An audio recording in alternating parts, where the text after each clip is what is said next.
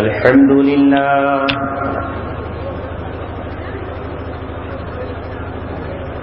لله نحمده ونستعينه ونستغفره ونؤمن به ونتوكل عليه ونعوذ بالله من شرور أنفسنا ومن سيئات أعمالنا من يهده الله فلا مضل له ومن يضلله فلا هادي له ونشهد أن لا إله إلا الله وحده لا شريك له ونشهد أن سيدنا وسندنا وشفيعنا وحبيبنا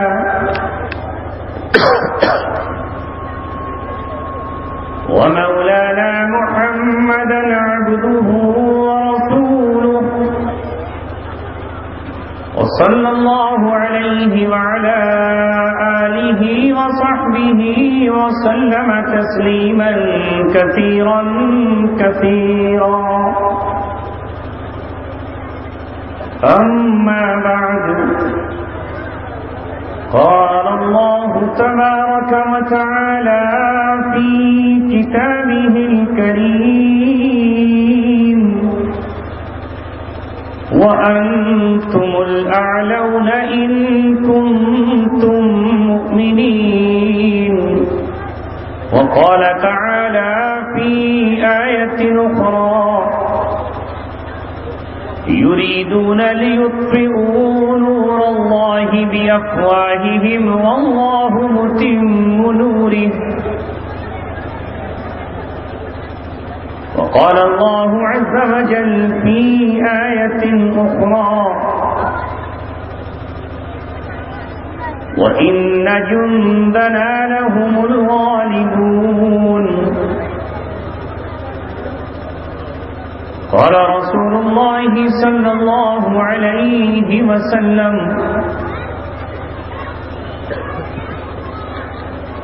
لا تزال طائفة من أمتي يقاتلون على الحق لا يضرهم من خالفهم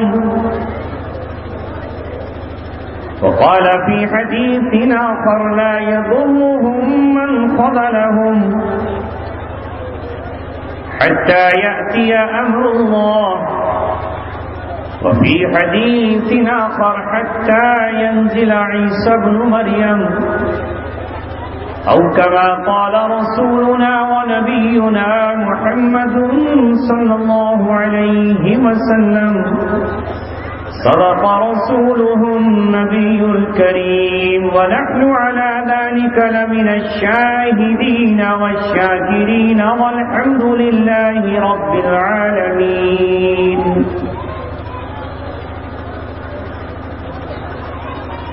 ہزار خوف ہو لیکن زباں ہو دل کی رفیق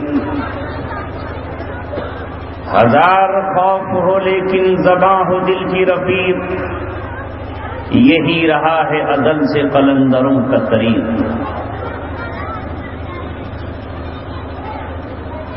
تو نہ مٹ جائے گا ایران کے مٹ جانے سے تو نہ مٹ جائے گا ایران کے مٹ جانے سے نشے میں کو تعلق نہیں پیمانے سے دو چار کیا ہے سارے زمانے کے باوجود ہم مٹ نہیں سکیں گے مٹانے کے باوجود اب بھی بہت غرور ہے ایک ہاتھ پر اسے ایک ہاتھ حادثے میں گنوانے کے باوجود توحید کی امانت سینوں میں ہے ہمارے آسان نہیں مٹانا نام و نشاں ہمارا باطل سے دبنے والے اے آسمان نہیں ہم 100 بار کر چکا ہے تو امتحان ہمارا سالار کارواں ہے میرے حجاز اپنا سالار کارواں ہے میرے حجاز اپنا اس نام سے ہے باقی آرام جاں ہمارا. آپ کے قصبے جس کا نام لاوڑ ہے، میں دوسری مرتبہ حاضر ہوا۔ ایک مرتبہ اس راہ سے گزرتے ہوئے 35 منٹ کچھ کہہ کر میں گزر گیا تھا۔ یوں تو پچھلے سال بھی اس علاقے میں گھومتے ہوئے کتنی مرتبہ یہاں سے گزرا، مگر آج اس مدرسے کی نسبت، ان بچوں کی محبت اور اللہ تبارک و تعالیٰ کی مشیت سے فرصت سے بیٹھنے کا موقع ملا، کچھ کہنے اور آپ کو سنانے کی اللہ تبارک و تعالیٰ کی طرف سے توفیق ملی۔ یقیناً میں آج جو گفتگو کر رہا ہوں، ان حالات میں گفتگو کر رہا ہوں کہ ساری دنیا نے ہمیں الٹیمیٹم دے دیا ہے اور ہمیں لونڈیے تک دھمکیاں دے رہی ہیں۔ کوئی ہمارے لیے 2020 طے کر رہا ہے، کوئی 2021 کا ہمیں الٹیمیٹم دے رہا ہے۔ ہم ساری دنیا کو بتانا چاہتے ہیں کہ ہم اللہ تبارک و تعالیٰ کے سپاہی، محمد رسول اللہ کے غلام، قرآن کریم کو سینوں میں اپنے چھپائے ہوئے بیٹھے ہیں۔ ہماری طاقت کا اندازہ دنیا کر ہی نہیں سکتی ہے۔ کل بھی ابو جہل نے ان ایمان والوں کی طاقت کا اندازہ غلط لگایا تھا جن کے جسموں پر پھٹے ہوئے کپڑے تھے، جو میدان بدر میں ٹوٹی ہوئی زنگ آلود تلواریں لے کر چلے آئے تھے۔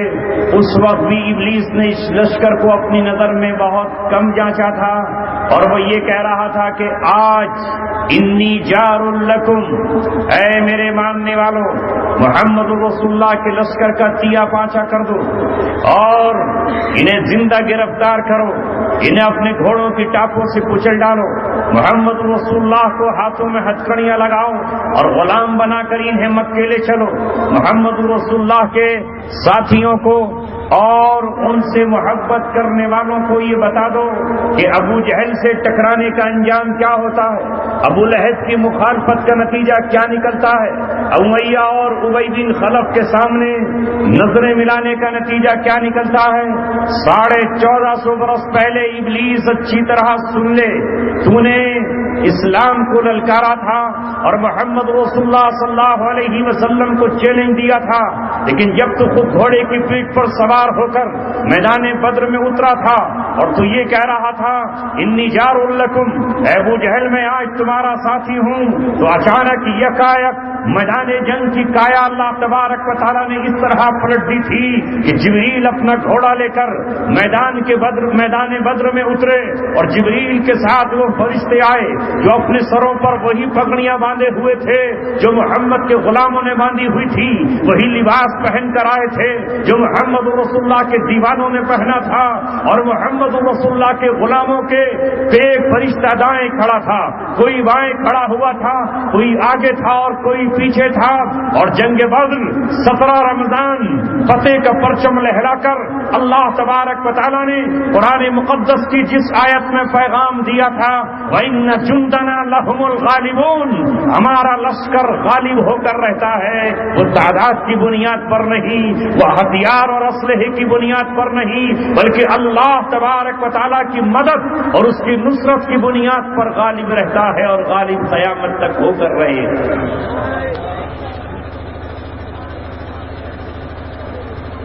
لہذا ہمارے پاس اس ذات کی طرف سے وہ طاقت ہے۔ تم صرف وہ لشکر دیکھتے ہو جو تمہاری کیمروں میں آ جاتے ہیں، تم اس ہتھیار کو دیکھتے ہو جو تمہارے رڈار پر آ جاتے ہیں، تم اس کا اندازہ لگاتے ہو جس سے تم اپنے کیلکولیٹر سے کیلکولیٹ کرتے ہو۔ تمہیں نہیں معلوم وما یعلم جنود ربک الا ہو، اللہ تبارک و تعالیٰ کے لشکروں کو اللہ کے سوا کوئی نہیں جانتا، اس کے لشکر کو اللہ تبارک و تعالیٰ کی جبریل تک نہیں جانتا، اللہ تبارک و تعالیٰ کے لشکر کو میکائیل نہیں جانتا، اللہ تبارک و تعالیٰ ہی جانتا ہے کہ کب وہ کس کو اپنا سپاہی بنا دے۔ جب ابرہا اپنا دل بل لے کر، ہاتھیوں کی ٹیم لے کر، ہاتھیوں کے گلے میں بڑی زنجیریں باندھ کر خانہ کعبہ کو ڈھانے کے لیے نکلا تو وہ یہی سمجھ رہا تھا کہ عبد المطلب میں یہ ہمت کہاں ہے کہ وہ میرے مقابلے پر نکل آئے. عرب قبائل خانہ کعبہ کا طواف کرنے والوں کے پاس اسلحہ قوت اور طاقت کہاں ہے جو میرے راستے میں رکاوٹ بن جائے؟ کون ہے جو خانہ کعبہ کی حفاظت کرے گا؟ میں کعبے کی ایک ایک اینٹ اکھاڑ ڈالوں گا, میں کعبے کو صفحہ ہستی سے مٹا دوں گا, نہ رہے گا کعبہ نہ ہوگا کعبے کا طواف. ابرہہ اس غرور کے ساتھ آیا, ابرہہ اس اکڑ کے ساتھ آیا کہ میں صفحہ ہستی سے اللہ تبارک و تعالیٰ کے گھر کا نام و نشان مٹا دوں گا. اللہ تبارک و تعالیٰ نے 55 دن پہلے محمد رسول اللہ صلی اللہ علیہ وسلم کی ولادت سے, پیدائش سے 55 دن پہلے ابھی محمد رسول اللہ آمنہ کی کوکھ میں ہے, ابھی محمد رسول اللہ نے دنیا میں قدم نہیں رکھا ہے, ابھی نور کے جلووں سے مکہ ان کے نہیں جگمگایا ہے, ابھی محمد رسول اللہ نے لشکر تیار نہیں کیا ہے, مگر محمد رسول اللہ کی آمد سے پہلے ہی اللہ تبارک و تعالیٰ نے یہ اعلان فرما دیا. اللہ رب العزت نے کہا کہ اب اس شہر میں محمد رسول اللہ صلی اللہ علیہ وسلم آنے والے ہیں اور ان کی فوج کے طور پر اب ابابیل کام آئیں گے.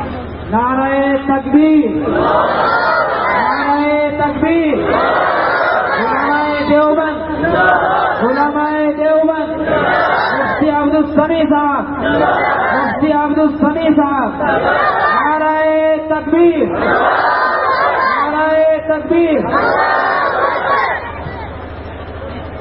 لہذا سورۃ الفیل, کیا ہو رہا ہے اس مائک کو بھائی, اس کی انگلی کیوں کرے جا رہے ہو؟ صحیح کرو اسے.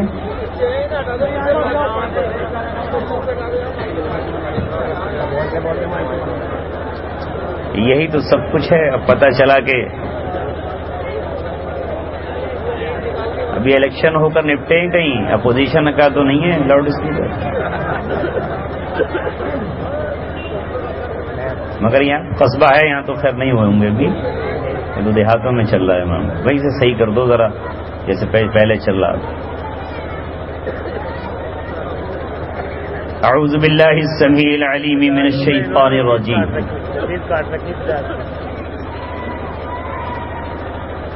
تھوڑی دیر کے لیے ذرا شانتی کی ویوستھا بنائے رکھیں, کیونکہ یہاں ساری زبانیں بولی گئی نا, تو میں نے ہندی بول لوں.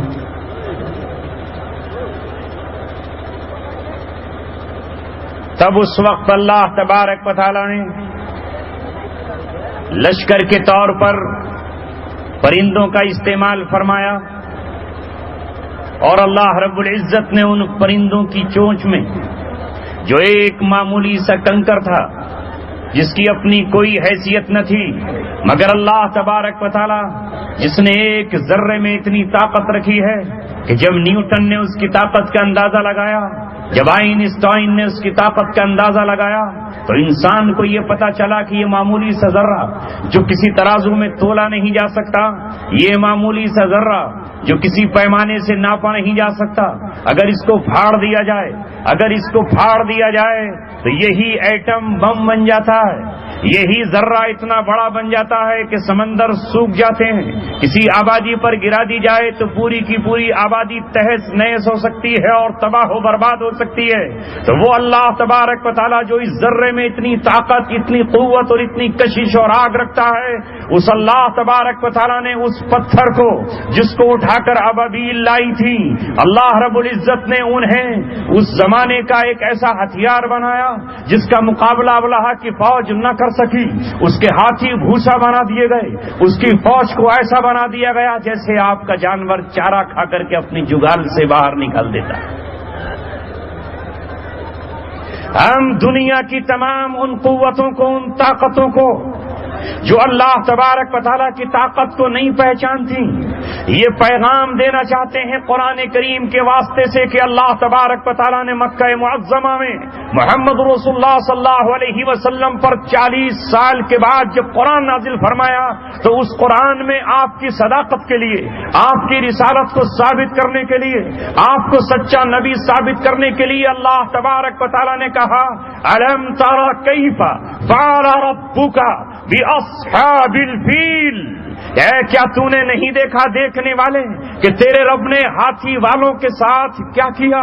اس زمانے میں جس فوج کے پاس ہاتھی ہوا کرتے تھے وہ آج کے ہوائی جہاز اور ہیلی کاپٹر تھے، وہ آج کے زمانے کی بختربند گاڑیاں تھیں، اس لیے کہ ہاتھی کے اوپر بیٹھنے والے تیر و تلوار چلاتے تھے اور باقی کمزور فوجیں نیچے سے لڑا کرتی تھی۔ تو اللہ تبارک و تعالیٰ یہ کہتا ہے الم تر کیف فعل ربک باصحاب الفیل، اے دیکھنے والے کیا تو نے دیکھا نہیں کہ تیرے رب نے ہاتھی والوں کے لشکر کے ساتھ کیا کیا؟ الم یجعل کیدہم فی تضلیل، کیا اللہ تعالیٰ نے ان کی تدبیروں کو الٹ نہیں دیا؟ کیا اللہ تبارک و تعالیٰ نے ان کی چالوں کو ناکام نہیں کر دیا؟ یہ چالوں کو ناکام کس نے بنایا؟ اگر عبد المطلب لشکر لے کر نکل جاتے تو دنیا یہ کہتی کہ عبد المطلب نے مقابلہ کیا، اگر ان کے بیٹے نکل جاتے تو دنیا یہ کہتی انہوں نے مقابلہ کیا، بنو امیہ اور قریش کے دوسرے سردار نکل جاتے تو دنیا یہ کہتی کہ انہوں نے مقابلہ کیا۔ تب اللہ تبارک و تعالیٰ یہ کب کہتا؟ مگر اللہ تبارک و تعالیٰ نے کنکروں سے ہاتھیوں کا مقابلہ کرایا، اللہ تعالیٰ نے سب سے چھوٹے پرندے سے ہاتھیوں کا مقابلہ کرا کر قیامت تک کے لیے اعلان کیا کہ اللہ تبارک و تعالیٰ فوجوں کا محتاج نہیں ہے، جب وہ چاہے گا اپنی فوج بنانا تو پرندوں کو اپنی فوج بنا کر استعمال کرے گا۔ نعرہ تکبیر، نعرہ تکبیر، نعرہ تکبیر۔ کیا ہو گیا؟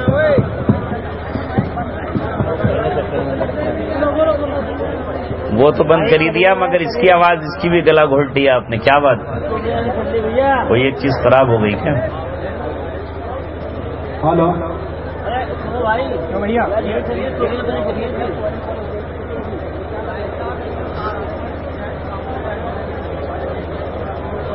آپ لوگ بیٹھ جائیے۔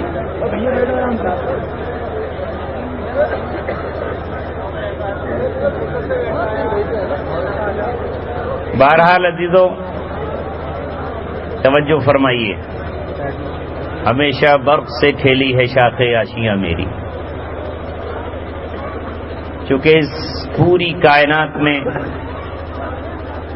دو طاقتیں کار فرما ہیں، ایک اللہ تبارک و تعالیٰ کی ذات اور اللہ تبارک و تعالیٰ کا لشکر اور اس کا نظام، اور دوسری جانب شیطان اور شیطان کی فوج، اس کی ذریت اور اس کا اپنا بنایا ہوا نظام اور سسٹم ہے۔ یہ دو طاقتیں آپس میں ایک دوسرے سے نبردآزماں ہیں، آج سے نہیں، جب سے آدم نے یہاں قدم رکھا ہے اسی وقت سے نبردآزماں ہے۔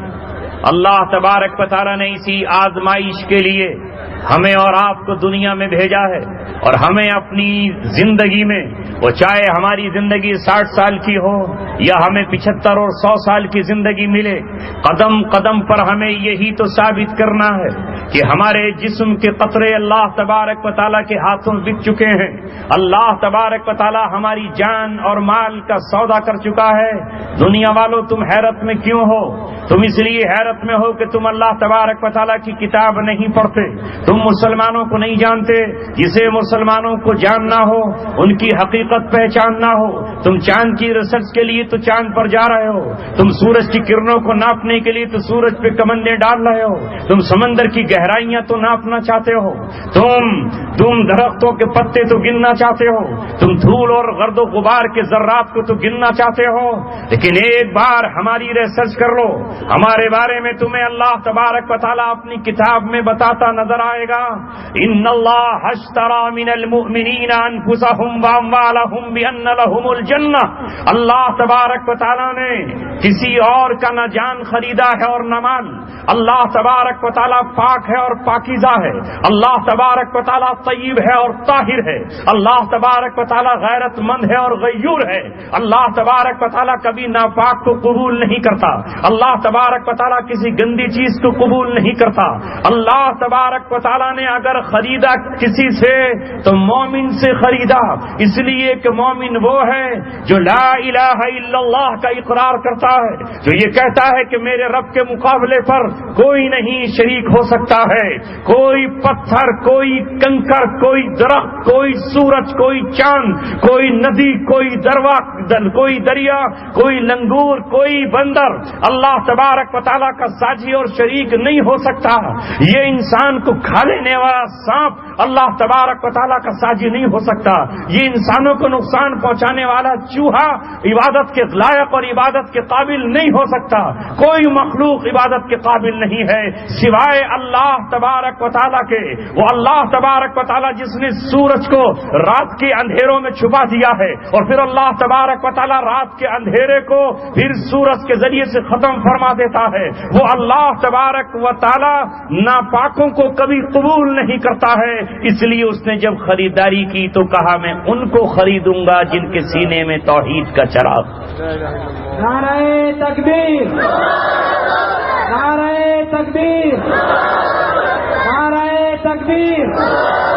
उलमाए देवबंद, उलमाए देवबंद, हजरत मौलाना मुफ्ती अब्दुल समी साहब, हजरत मौलाना मुफ्ती अब्दुल समी साहब, नारे तकबीर, नारे तकबीर। दुनिया को पता चल जाएगा कि दुनिया की हर हुकूमत खरीदी जा सकती है, दुनिया की बड़ी बड़ी ताकतें बिक सकती हैं और तुम्हारी गुलामी इख्तियार कर सकती हैं। मोमिन नाम ही उस जात का है, मोमिन कहते ही उसे हैं जो सुबह उठकर सुबह के सवेरे का सुकूत और रात की चादर के खत्म होते वक्त उसका मुअज्जिन मस्जिद की मीनारों से खड़े होकर अल्लाह अकबर की सदा लगाता है और एक बार नहीं बल्कि 4 बार सदा लगाता है और उस वक्त ऐलान करता है अल्लाहु अकबर, अल्लाह तबारक व तआला सबसे बड़ा है। ये नारा जो अभी आपसे नाज़िम में जलसा लगवा रहे हैं ये ऐलान है हमारा, ये हमारी पहचान है, ये हमारी आइडेंटिटी है, ये हमारा इम्तियाज है, ये हमारी अलामत और हमारी शान है कि हम जब किसी की बड़ाई का नारा लगाते हैं तो खानदान के सरदार का नहीं, किसी कौम और कबीले के हुक्मरां का नहीं, हम अल्लाह तबारक व तआला की बड़ाई का ऐलान करते हैं। न कोई पहाड़ बड़ा है, न कोई दरिया बड़ा है, न ये इतना गहरा समंदर बड़ा है, न ये नीलगू आसमान बड़ा है, बल्कि अगर बड़ी कोई जात है तो वो अल्लाह तबारक व तआला की जात है। वो अल्लाह तबारक व तआला है जो जमीन को हुक्म देता है तो जमीन हिलकर कांप जाती है और तुम्हारी कोई कुव्वत और ताकत जमीन को रोकने पर कादिर नहीं है। अभी 3 दिन पहले अल्लाह तबारक व तआला ने जमीन को कांपने का हुक्म दिया तो तुम घरों से निकलकर बाहर आ गए और अगर चंद मिनट अल्लाह तबारक व तआला इस जमीन को हिला देता तो आसमान से बातें करने वाली इमारतें जमीन का लुकमा बन जाती और जमीन पर चलने वाले उसकी दाढ़ों में अटक जाते। अल्लाह तबारक व तआला वो है जब वो पहाड़ों को हुक्म देता है ऐ पहाड़ों चल जाओ तो 4 धाम पर केदारनाथ बद्रीनाथ में हाल ये होता है कि होटल के होटल खत्म हो जाते हैं और आबादियां नामो निशान मिट जाता है। ये है वो अल्लाह तबारक व तआला की जात। हम उसकी बड़ाई का ऐलान करते हैं, कभी अपनी बड़ाई का ऐलान नहीं करते। हम यही कहते हैं कि हम तो एक पानी के कतरे से पैदा हुए हैं, हमारी औकात क्या है, एक ठोकर से हमारी जान चली जाती है, एक मच्छर के डंक से हमें डेंगू हो जाता है और हम मर जाते हैं, एक वायरस से हमारा खात्मा हो जाता है। हमारी अपनी कोई हैसियत नहीं है। अगर कोई जात बड़ी है तो वो अल्लाह तबारक व तआला की ताकत बड़ी है और जिसने भी बड़ाई का ऐलान किया है उस अल्लाह तबारक व तआला ने कह दिया है अल किबरिया रिदाई, बड़ाई मेरी चादर है और जो मेरी चादर से टकराना चाहेगा उसे हम पाश कर डालेंगे। नारे तकबीर, नारे तकबीर। सर बकफ सर बुलंद, सर बकफ सर बुलंद। उलमाए देवबंद, उलमाए देवबंद। नारे तकबीर, नारे तकबीर। मगर अल्लाह तबारक व तआला ने हमेशा اس انسان کو تھوڑی سی مہلت دی تو کبھی اس نے فرعون بن کر انا ربکم الاعلی کا نعرہ لگایا کہ میں ہوں تمہارا پروردگار. جب اسے عراق میں چھوٹ ملی تو نمرود کھڑا ہوا اور اس نے کہا انا ربکم الاعلی، میں ہوں تمہارا پروردگار، زندگی اور موت میرے ہاتھ میں ہے. ابراہیم علیہ السلام سے بھڑ گیا وہ نمرود اور کہتا ہے کہ تیرا رب اگر وہ ہے الذی یحیی و یمیت تو رب تو میں ہوں. قید خانے سے دو لوگوں کو نکالا، ایک کو کہا اس کا سر قلم کر دو اور دوسرے کو کہا اسے آزاد کر دو. کہا یہ شان تو میری ہے. ابراہیم علیہ السلام نے کہا میرا رب وہ ہے جو سورج کو مشرق سے نکالتا ہے، الذی یاتی، جو شمس کو سورج کو مشرق سے نکالتا ہے. اگر تجھ میں ہمت ہے فاتی بہا من المغرب تو تو اس کو مغرب سے نکال کر دکھا. فبہت الذی کفر، یہاں وہ بادشاہ جو ابھی تک اپنے کو خدا کہلوا رہا تھا، جو اپنے کو رب کہلوا رہا تھا، ہکا اور بکا رہ گیا، دانتوں تلے انگلی دبا کر رہ گیا. اس کی پیشانی پر پسینہ آ گیا اور اپنی بغلیں جھانکنے لگا. ابراہیم علیہ السلام نے کہا میرا رب وہ ہے جو زندگی اور موت کا اختیار رکھتا ہے، مگر اسے چھوٹ ملی ہوئی تھی اس لیے کہہ رہا ہے کہ زندگی اور موت میرے ہاتھ میں ہے. اے آج کے نوجوانوں، اے دنیا پر بسنے والے انسانوں، جس طرح کل نمرود نے خدائی کا دعویٰ کیا تھا، جس طرح کل فرعون نے مصر میں خدائی کا دعویٰ کیا تھا، جس طرح بخت نصر نے کل خدائی کا دعویٰ کیا تھا، اسی طرح آج ہم اس دنیا میں کچھ فرعونوں کو دیکھتے ہیں اور کچھ نمرودوں کو دیکھتے ہیں جو یہ اعلان کرتے ہیں کہ ہم جسے چاہیں گے قتل کر ڈالیں گے اور ہم جسے چاہیں گے زندہ رکھیں گے، ہم جس کا چاہیں گے خون پیئیں گے اور ہم جس کو چاہیں گے اپنے قدموں میں جھکائیں گے، ہم جس کو چاہیں گے غلام بنائیں گے اور ہم جس کو زمین پر چاہیں گے قبضہ کریں گے. یاد رکھو آج کے فرعونوں، سنو، اللہ تبارک و تعالیٰ کی سنت نہیں بدلی ہے.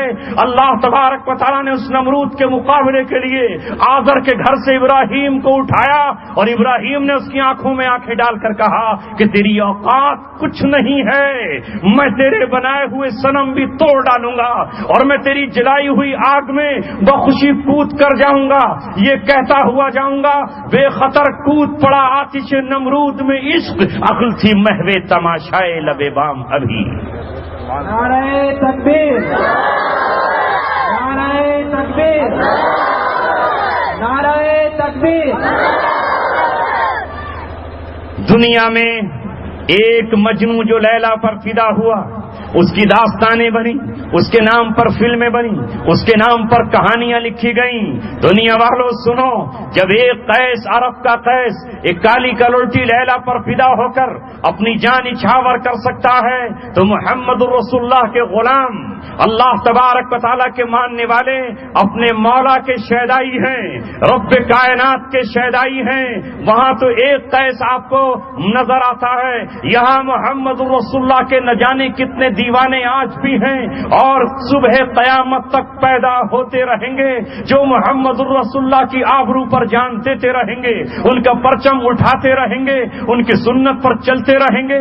تاریخ اٹھا کر کے دیکھ لو، 1450 سالہ تاریخ کے ہر پنے پر محمد رسول اللہ کے شہدائی آپ کو ملیں گے. کوئی محمد بن مسلمہ بن کر آپ کو اپنی جان نچھاور کرتا نظر آئے گا، کوئی حضرت حمزہ بن کر احد کے میدان میں محمد رسول اللہ کے دین پر اپنے ٹکڑے کرا کر اسلام کے گلشن کو خون سے سینچتا نظر آئے گا، تو کوئی مصعب بن عمیر بن کر اپنے لہو کا نذرانہ محمد رسول اللہ کے قدموں میں نچھاور کرتا نظر آئے گا.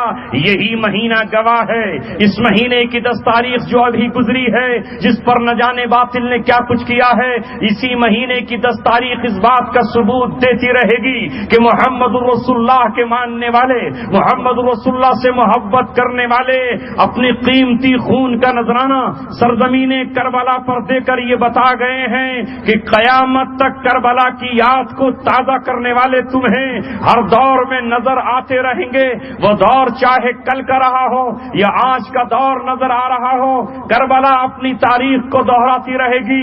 جب جب بھی ظلم یہ کہے گا کہ ہمارے سامنے سر جھکا دو اور جب جب بھی ظالم یہ کہے گا کہ ہمارے سامنے سجدہ کرو، تو اللہ تبارک و تعالیٰ کے ایسے دیوانے جو کبھی ابراہیم کی سنت کو زندہ کریں گے تو کبھی حضرت حمزہ کی یاد کو تازہ کریں گے، کبھی جعفر طیار کی سنت کو باقی رکھیں گے تو کبھی حضرت حسین کی حسین یادگاروں کو قیامت تک زندہ کرتے رہیں گے۔ اگر ہمیں پہچاننا ہے تو ہماری پہچان اللہ تبارک و تعالیٰ سے پوچھ لو۔ اللہ تبارک و تعالیٰ تمہیں اپنی زبان میں کہتا نظر آئے گا۔ اللہ تبارک و تعالیٰ نے 1450 برس پہلے ہماری صفات اور ہماری کیفیات بیان کر دی ہیں کہ مسلمان کون ہوتے ہیں۔ دنیا کی ہر قوم سے تم جنگ جیت سکتے ہو اور دنیا کی ہر قوم کو تم جھکا سکتے ہو۔ وہ جو آسمان سے باتیں کرتے ہوں وہ تمہارے قدموں اور چرنوں میں جھک سکتے ہیں، لیکن جس نے محمد رسول اللہ کا کلمہ سچے دل کے ساتھ پڑھ لیا ہے وہ کبھی تمہارے قدموں میں سر نہیں جھکائے گا۔ وہ اگر سر جھکائے گا تو صرف اللہ کی طاقت کے سامنے۔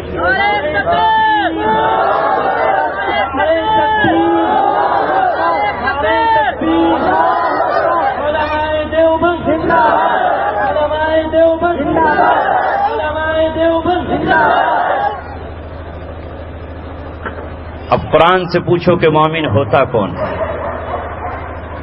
اللہ تبارک و تعالیٰ نے ہم آج سب سے کہہ رہے ہیں، اپنوں سے بھی اور بیگانوں سے، یہ کیوں سمجھتے ہو کہ یہ لہو تمہارا، یہ کیوں سمجھتے ہو کہ یہ سانسیں تمہاری، یہ کیوں سمجھتے ہو کہ یہ گھروں میں رکھا ہوا مال تمہارا ہے؟ نہیں، جس دن اللہ تبارک و تعالیٰ نے تمہیں کسی مسلمان ماں کی کوکھ میں رکھا، جس اللہ تبارک و تعالیٰ نے تمہیں مسلمان باپ کی پشت میں رکھا، یا تم اپنا پرانا دین چھوڑ کر حلقہ اسلام میں داخل ہو گئے، اسی دن آسمان سے آواز لگی، اے کلمہ طیبہ پڑھنے والے، اے اپنے بچے کو کلمہ شہادت سکھانے والے، اے وہ باپ جس نے اپنے بچے کے داہنے کان میں اذان پڑھی ہے، اے وہ ماں جس نے اپنے بچے کے بائیں کان میں اشہد ان لا الہ الا اللہ کی صدا لگائی ہے، تو نے اپنے بچے کی ختنہ کرا کر، تو نے اپنے بچے کا عقیقہ کرا کر اس بات کا اعلان کر دیا ہے کہ میرا بیٹا ملت ابراہیمی پر چلنے والا ہے، تو نے اس کا نام احمد و محمد رکھ کر، تو نے اس کے نام کے ساتھ حسین اور حسن جوڑ کر، تو نے اس کا نام محسن اور اس کا نام خالد رکھ کر اس بات کا ثبوت دیا ہے کہ میرا بیٹا عیسائیت سے بیزار ہے، میرا بیٹا شرک سے بیزار ہے، تو اللہ تبارک و تعالیٰ نے تیرے بیٹے کا سودا کر لیا۔ دنیا میں بہت سے سوداگر تھے جو تیرے بیٹے کو خریدنے کے لیے آئے، یہودی نے کہا یہ بیٹا ہمیں بیچ دو، عیسائیوں نے کہا یہ بیٹی ہمیں دے دو، مشرکوں نے کہا اس بیٹے کو ہمیں بیچ دو۔ کچھ ایسے بدنصیب تھے جنہوں نے دنیا کے لیے اپنی اولادوں کو بیچ دیا، اپنی اولاد کے حسن و جمال کو بیچ دیا، اپنی اولاد کے گلوں کو بیچ دیا، اپنی اولاد کی زبانوں کو بیچ دیا۔ ہاں کچھ ایسے بھی تھے جنہیں اللہ تبارک و تعالیٰ نے بھیجا اس لیے تھا کہ ان کی زبانوں پر اللہ تبارک و تعالیٰ کی تلاوت جاری ہوتی، ان کے گلے سے اللہ تبارک و تعالیٰ کی تکبیر کا نغمہ نکلتا۔ اللہ تبارک و تعالیٰ نے انہیں اس لیے بھیجا تھا کہ ان کے ہاتھوں میں اللہ تبارک و تعالیٰ کا جھنڈا ہوتا، مگر وہ کیسے بدنصیب تھے کہ چند دنوں کی دنیا کے لیے انہوں نے اپنے ہاتھوں میں تبلا تھام لیا، انہوں نے اپنے منہ میں اور اپنے ہونٹوں میں بانسریاں تھما لی اور اپنی زبان اس سفیری پر لگا کر وہ شیطان کی بنسی بجانے لگے اور یہود و نصارہ سے کہا ہمیں ہماری زبان کی قیمت دے دو، ہمیں ہمارے گلے کا معاوضہ دے دو، ہمیں ہماری سریلی آواز کی قیمت دو، کیا ملے گی؟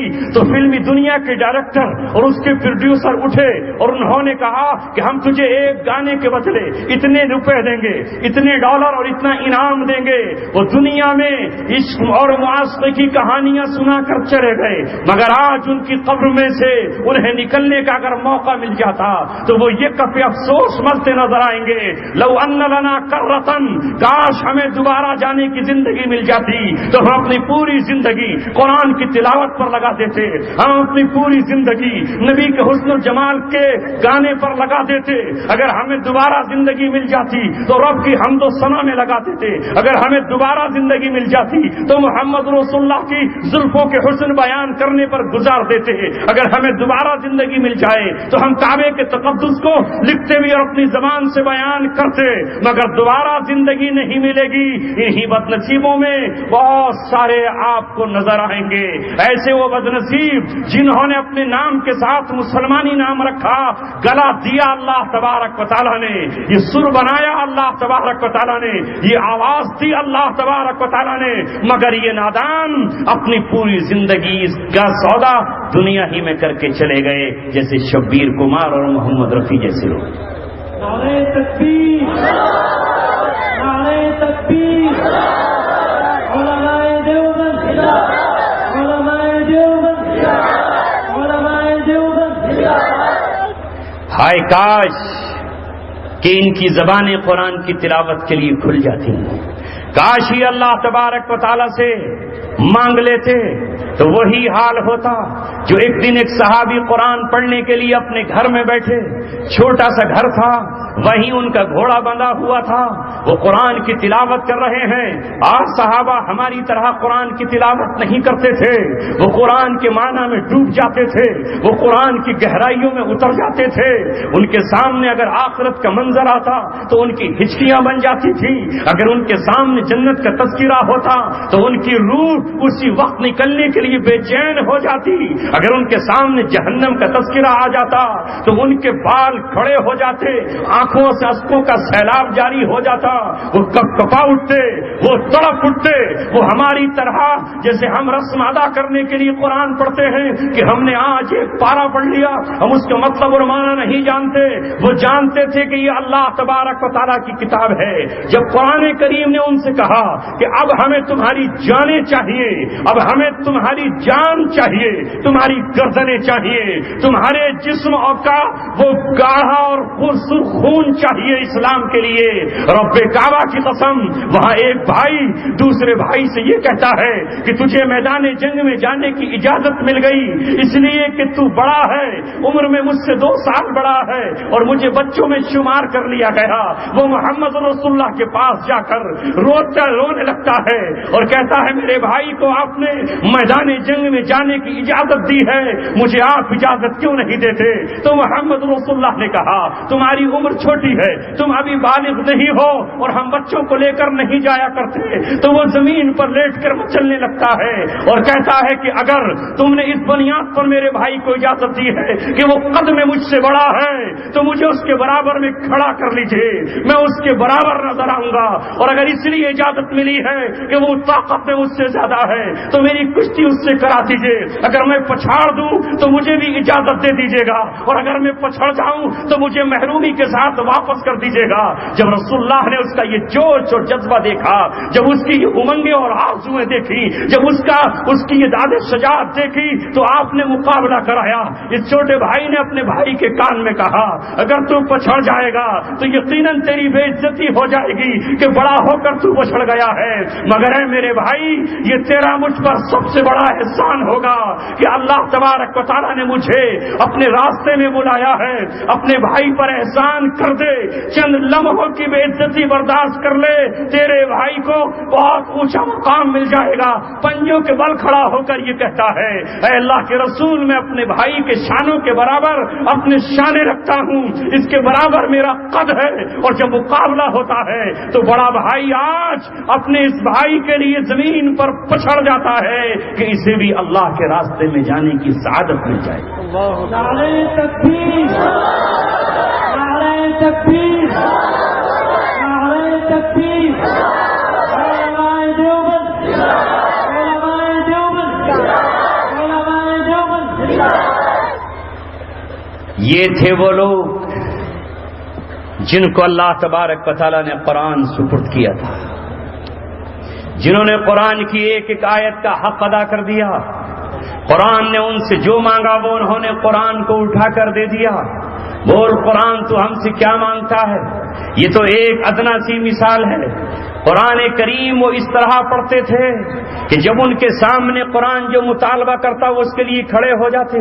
وہ صحابی قرآن پڑھ رہے ہیں، نہیں ادھر ادھر نظر نہیں گئی، گھوڑا بدکنا شروع ہو گیا، اور کبھی تو وہ اتنا بدکا کہ انہیں لگا کہ پالنے میں جو میرا بچہ پڑا ہوا ہے کہیں یہ گھوڑا اس کو کچل نہ ڈالے۔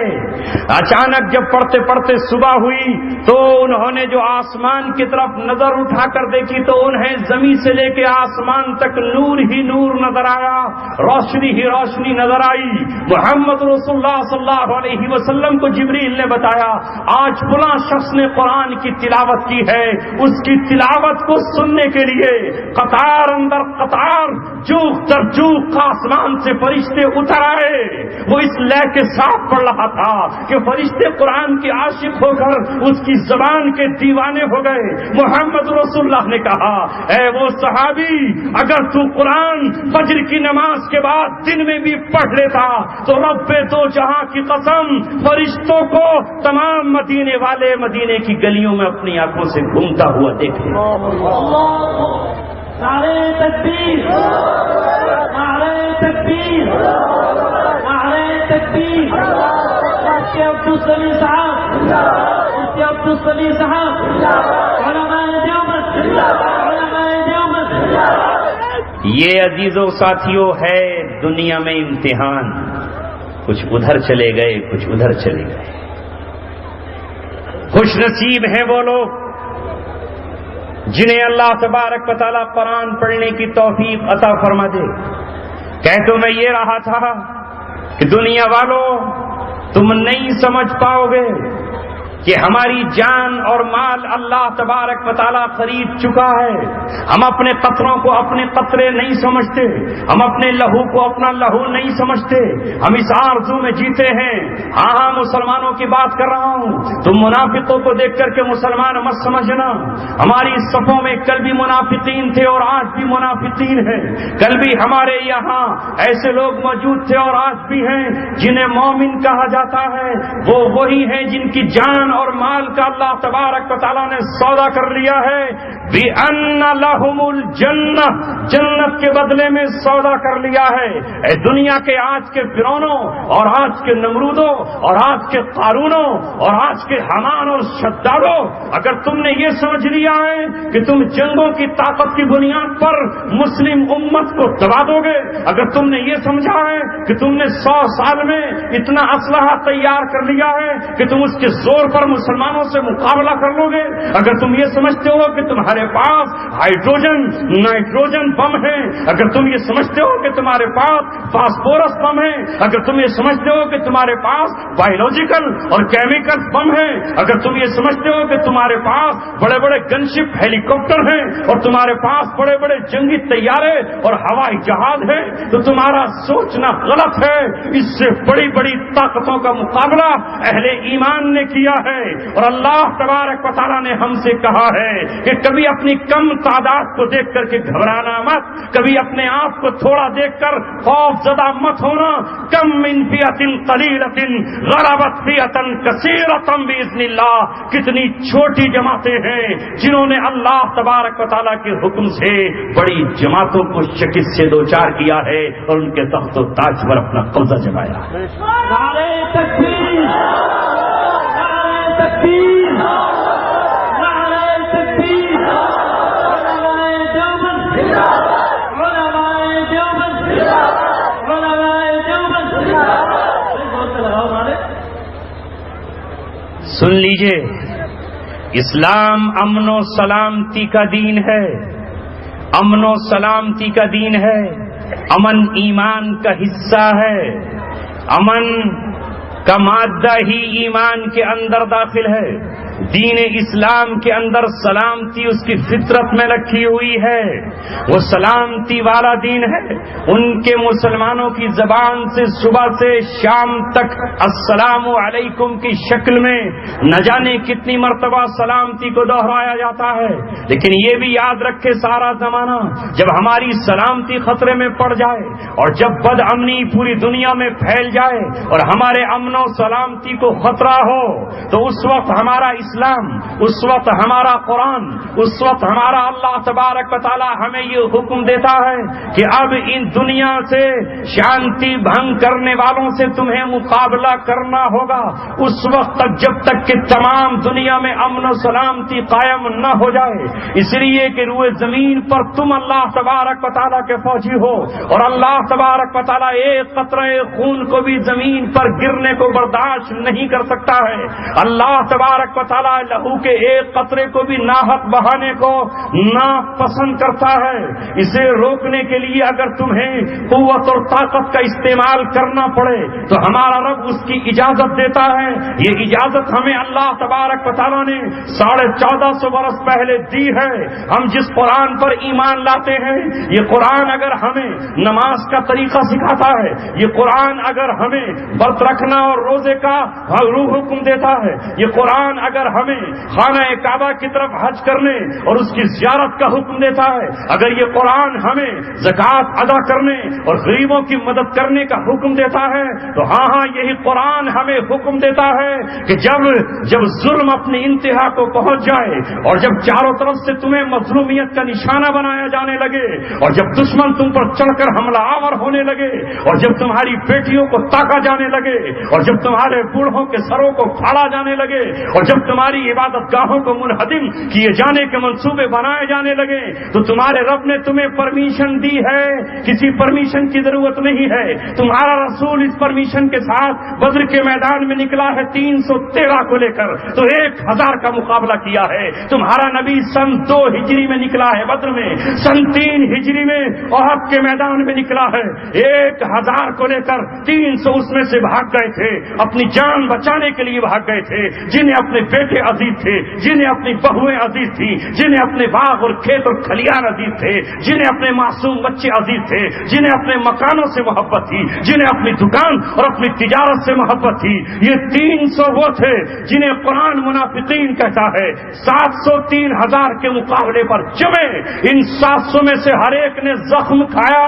کون 700 میں سے ایسا تھا جو زخمی نہ ہو؟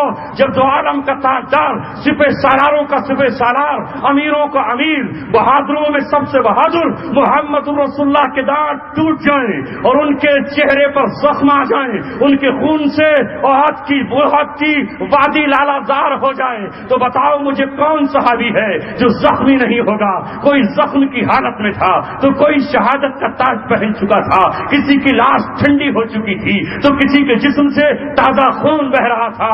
اسی حالت میں جب ابو سفیان کے قافلے نے واپس لوٹنے کا ارادہ کیا ہے تو اللہ تبارک و تعالیٰ نے اپنے زخمی شیروں سے کہا، اپنے زخمی نبی سے کہا، فاطمہ کے والد سے کہا، اپنے زخموں کو بھول کر چلو احد سے آگے نکلو اور ابو سفیان کے قافلے کا تعاقب کرو.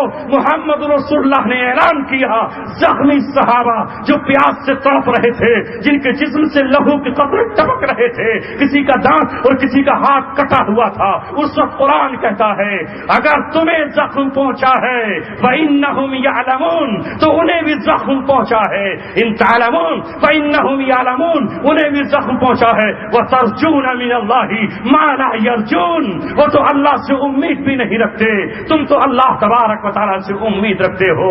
ہم اس نبی کے ماننے والے ہیں جس نے زخموں سے چور ہو کر اپنی ردا اور اپنی چادر کو خون سے لال کر کے اپنے گھوڑے پر بیٹھ کر جو ایڑ لگائی تو ہمراہ الاسد تک پہنچ گئے اور یہ بتا دیا ابو سفیان کو کہ اگر لوٹ کر آئے گا تو تیرا استقبال اسی تلوار سے کیا جائے گا جس سے ہم نے ابو جہل کا کیا. نعرہ تکبیر، نعرہ تکبیر، نعرہ دیوبند، نعرہ دیوبند، نعرہ تکبیر.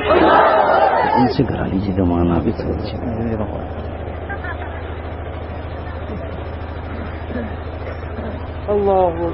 یہ ہے قرآن اور یہ ہے وہ ایمان. ہمیں اس لیے بتانا پڑ رہا ہے کہ ہم خود قرآن بھول گئے اور اب ہمیں اسلام کوئی اور سمجھاتا ہے. ٹی وی پر بیٹھے ہوئے اسلام دشمن ہمیں بتاتے ہیں کہ اسلام یہ ہے. تو بتائے گا ہمیں اسلام یہ ہے؟ ہم بتائیں گے تجھے اسلام یہ ہے، ہم بتائیں گے اسلام یہ ہے. تو اپنے دین کی بات کر، تیرا دین کیا ہے؟ اسلام وہ ہے جو قرآن مقدس میں لکھا ہوا ہے. یہ بات آیا ہے دنیا پر ہم پھول بھی ہیں تلوار بھی ہے. یہ بات آیا ہے دنیا پر ہم پھول بھی ہیں تلوار بھی ہیں. یا بز میں جہاں مہکائیں گے یا خون میں نہا کر دم لیں گے. سینوں میں وہ جذبے رکھتے ہیں جو آگ بھی ہیں اور شبنم بھی. ہم غنچہ صفت بھی رکھتے ہیں مزاج برہم. دنیا اگر امن کی زبان میں بات کرے گی تو ہمارا نبی پیغمبر امن، اس نے پوری زندگی امن کی بات کی ہے، سلامتی کی بات کی ہے، عفو درگزر کی بات کی ہے، لوگوں کو معاف کرنے کی بات کی ہے، صبر کی بات کی ہے. لیکن اگر ابو جہل جیسا جاہل امن کی زبان نہ سمجھے اور حالات کا جائزہ نہ لے اور اکڑ کر تکبر کرتا ہوا محمد رسول اللہ سے ٹکرانے پہنچ جائے تو محمد رسول اللہ صلی اللہ علیہ وسلم وہ ہیں جن کے ماننے والوں کو مسولینی کی طرف جھانکنے کی ضرورت نہیں ہے، ہٹلر سے میدان جنگ کے طریقے سیکھنے کی ضرورت نہیں ہے، لینن اور مارکس کے سامنے گردن جھکانے کی ضرورت نہیں ہے، رستم اور دارا کی کہانیاں پڑھنے کی ضرورت نہیں ہے. مسلمان امت کے پاس محمد رسول اللہ جیسا سپہ سالار موجود ہے جو ایک طرف مسجد نبوی میں کھڑے ہو کر نماز میں امامت کرتا ہے، جو ایک طرف صفا کے چبوترے پر بیٹھ کر مسلمانوں کو قرآن اور حدیث پڑھاتا ہے، جو نبی محمد رسول اللہ صلی اللہ علیہ وسلم وہ ہیں جو صفا پر بیٹھ کر قرآن کی تعلیم دیتے ہیں. لیکن جب خطرہ پیدا ہو جائے ماں اور بہنوں کو، جب خطرہ پیدا ہو جائے بیٹیوں کو، جب خطرہ پیدا ہو جائے مقدس سرزمین کو، تو پھر مسلمانوں کا رہبر محمد رسول اللہ وہ ہے جو عہد میں زرہ لگا کر ایک نہیں بلکہ دو زرہ لگا کر کے میدان جنگ کی طرف نکلتا ہے. جو حنین کے میدان میں جب صحابہ تتر بتر ہو گئے، کسی نے پہاڑ کی اوٹ لی تو کسی نے پیڑ کے پیچھے اپنے آپ کو چھپایا، کسی نے بھاگنا شروع کیا، مگر یہ دو عالم کا تاجدار، اس روئے زمین کے سب سے اعلیٰ شاخ بنو ہاشم کا بیٹا، اسماعیل کی اولاد، ابراہیم کا لخت جگر، عبد المطلب کا پوتا، ہاشم کی اولاد عبداللہ کا بیٹا اپنے خچر پر کھڑا ہوا ہے اور کھڑا ہو کر اعلان کرتا ہے انا النبی لا کذب انا ابن عبد المطلب، میں اللہ تبارک و تعالیٰ کا سچا نبی ہوں. اے اہل طائف، اگر تمہیں اپنے جنگجو ہونے پر ناز ہے تو میں بھی مطلب کا بیٹا ہوں. شاخ ہاشم تم سے کیسے ٹوٹ جائے گی، تم سے کیسے دب جائے گی؟ میرے ساتھی اگر جاتے ہیں تو چلے جائیں، میں اس میدان جنگ میں تمہیں کھڑا ہوا نظر آؤں گا. یہ کہہ کر محمد رسول اللہ نے آواز لگائی، ایھا الانصار اینکم، اے انصار کدھر بھاگے چلے جا رہے ہو؟ ایھا المہاجرون کہاں جا رہے ہو؟ یا اصحاب الشجرہ، اے پیڑ کے نیچے میرے ہاتھ پر صلح حدیبیہ کے ٹائم پر موت پر بیعت کرنے والوں، آج موت سے کیوں بھاگ رہے ہو؟ جب محمد رسول اللہ نے آواز لگائی پلٹ کر صحابہ لوٹ آئے اور لوٹ کر دیوانوں کی طرح، پروانوں کی طرح، جس طرح شمع کے ارد گرد پروانے اپنی جانوں کو نچھاور کر دیا کرتے ہیں، اس طرح صحابہ کرام نے محمد رسول اللہ کے سامنے جسموں کی دیوار بنا دی. لوہے اور پتھروں کی دیوار نہیں بلکہ جسموں کی دیوار بنا کر یہ کہا، اگر اہل طائف تمہیں اپنے تیروں پر ناز ہے تو محمد رسول اللہ کے جگر گوشوں کو اپنے سینوں اور اپنے جگر اور اپنے تیروں پر ناز ہے. جب تیر ہمارے جسم سے اتر جائیں گے تب کہیں محمد رسول اللہ تک پہنچیں گے. جنگ جو شکست کی طرف جا رہی تھی اس نے فتح کا پرچم لہرا دیا.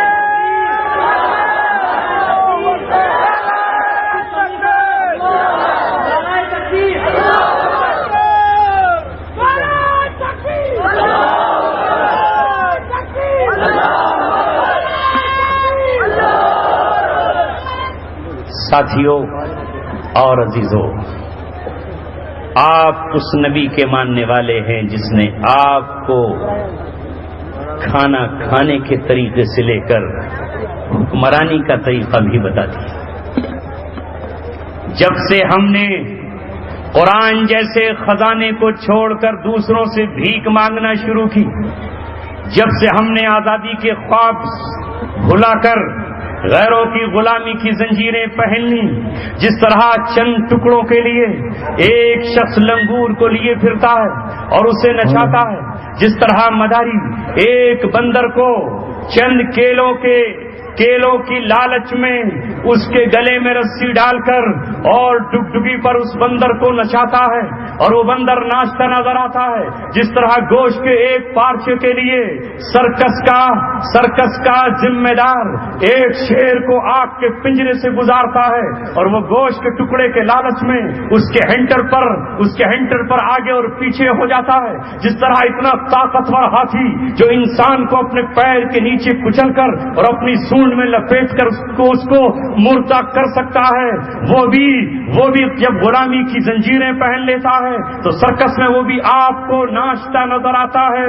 اسی طرح کچھ مداریوں نے، اسی طرح کچھ دنیا میں پوری دنیا کو سرکس دکھانے والوں نے امت مسلمہ کے سامنے، مسلم نوجوانوں کے سامنے گوشت کے ٹکڑے ڈالے۔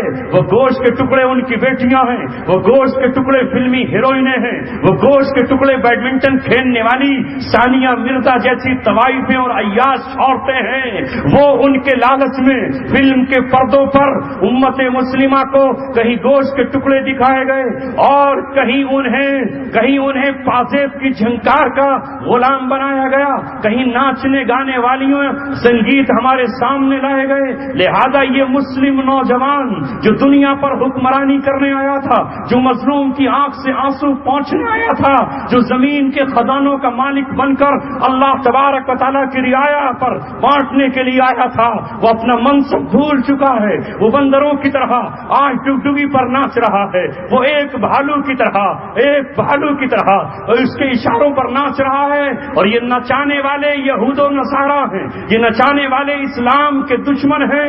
وہ جانتے ہیں کہ جس دن یہ اپنا مقام سمجھ جائے گا اس دن کیچڑ جنگل میں راج نہیں کر سکتا ہے، جس دن یہ قرآن سے وابستہ ہو جائے گا اس دن اللہ تبارک و تعالیٰ کی رحمت اتر آئے گی۔ اگر یہ تنہا اکیلا نکل جائے گا تو اللہ تبارک و تعالیٰ اکیلا اس کی مدد پر کافی ہے۔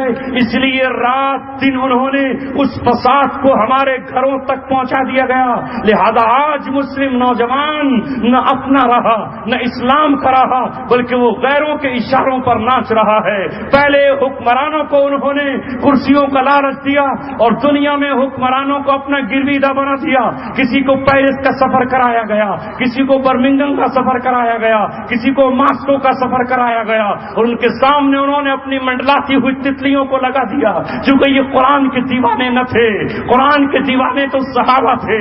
جب وہ لشکر لے کر نکلے تو عیسائیوں نے یہ کہا انہیں کوئی نہیں ہرا سکتا، انہیں اگر ہرا سکتے ہو تو ان کے دلوں پر عورت کا جال پھینک دو، عورت کی محبت ڈال دو۔ ننگے جسم ننگے بدن برہنہ جوان لڑکیاں صحابہ کے راستوں میں کھڑی تھی۔ ان کے ایک کمانڈر ان چیف نے قرآن کی ایک آیت پڑھی، وَقُلْ لِلْمُؤْمِنِينَ يَغُضُّوا مِنْ أَبْصَارِهِمْ وَيَحْفَظُوا فُرُوجَهُمْ۔ رب دو جہاں کی قسم، یہ گھروں سے نکلے ہوئے اپنی بیویوں سے دور صحرا اور جنگل میں زندگی گزارنے والے اس طرح گزر گئے کہ دیکھنے والی لڑکیوں نے یہ کہا کہ ان کی آنکھ میں تو نور ہی نہیں تھا، ورنہ ہمارے جمال و حسن کو دیکھ کر تو فرشتے کی بھی نیت بگڑ سکتی تھی، مگر یہ محمد رسول اللہ کے وہ غلام تھے جن کے تقدس کو سلام کرنے کے لیے آسمان سے جبرائیل بھی آیا کرتا تھا۔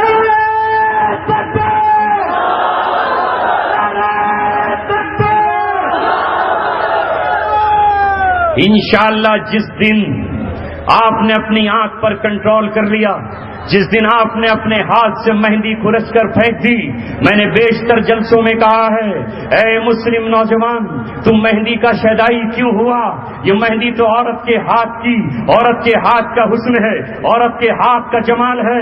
تیرے نبی کا 1400 سال پرانا فتویٰ موجود ہے، مردوں کے لیے مہندی لگانا حرام ہے۔ تم مہندی لگانے کے لیے نہیں آیا، مہندی لگے ہوئے ہاتھوں کی حفاظت کرنے کے لیے آیا ہے۔ تو چوڑیاں پہننے کے لیے نہیں آیا. تیرے لیے چوڑیاں اور کنگن پہننا حرام ہے. تو چوڑیاں پہننے والی بہن ماں اور بیٹی کی حفاظت کے لیے آیا ہے. اگر کوئی چوڑیاں پہن لے گا تو تیری بہن کی جس ہاتھ میں چوڑیاں ہیں ان کی حفاظت کون کرے گا؟ تیری ماں کے دوپٹے کی حفاظت کون کرے گا؟ تیری بہنوں کا تحفظ کون کرے گا؟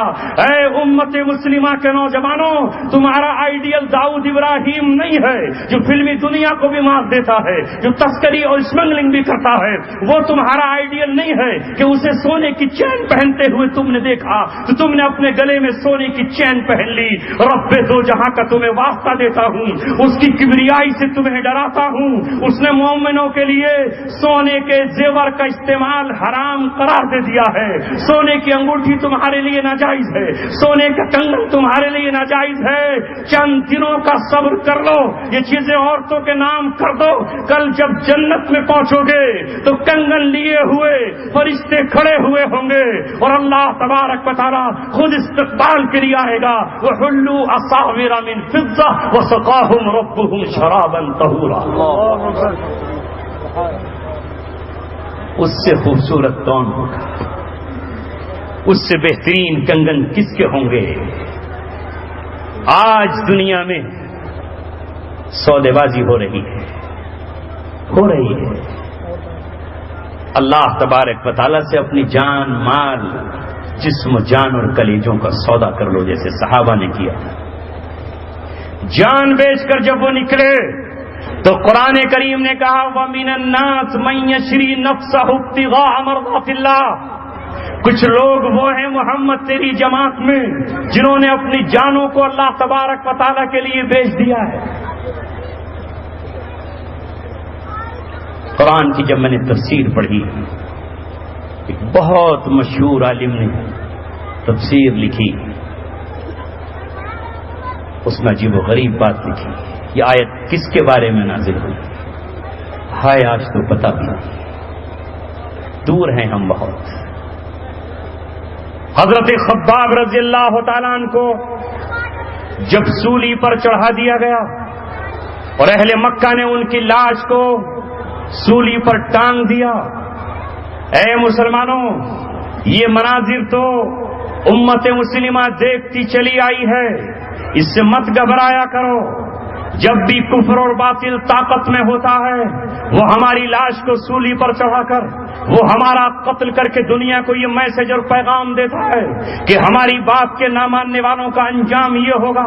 جب مصر کی سرزمین پر 70,000 جادوگروں نے موسیٰ علیہ السلام کا معجزہ دیکھ کر ان پر ایمان لانے کا اعلان کیا اور اللہ تبارک و تعالیٰ کی ربوبیت کا اقرار کیا تو فرعون نے یہی تو کہا تھا، جادوگروں جو اب تک اس کے سب سے بڑے رفیق اور دوست تھے، جو اس سے ایگریمنٹ اور معاہدہ کر کے آئے تھے، جنہیں وہ وزارتوں کے قلمدان دینے کا وعدہ کر رہا تھا، وہ جو اس سے سودے بازی کر رہے تھے کہ اگر ہم موسیٰ سے جیت گئے تو ہمیں کیا ملے گا.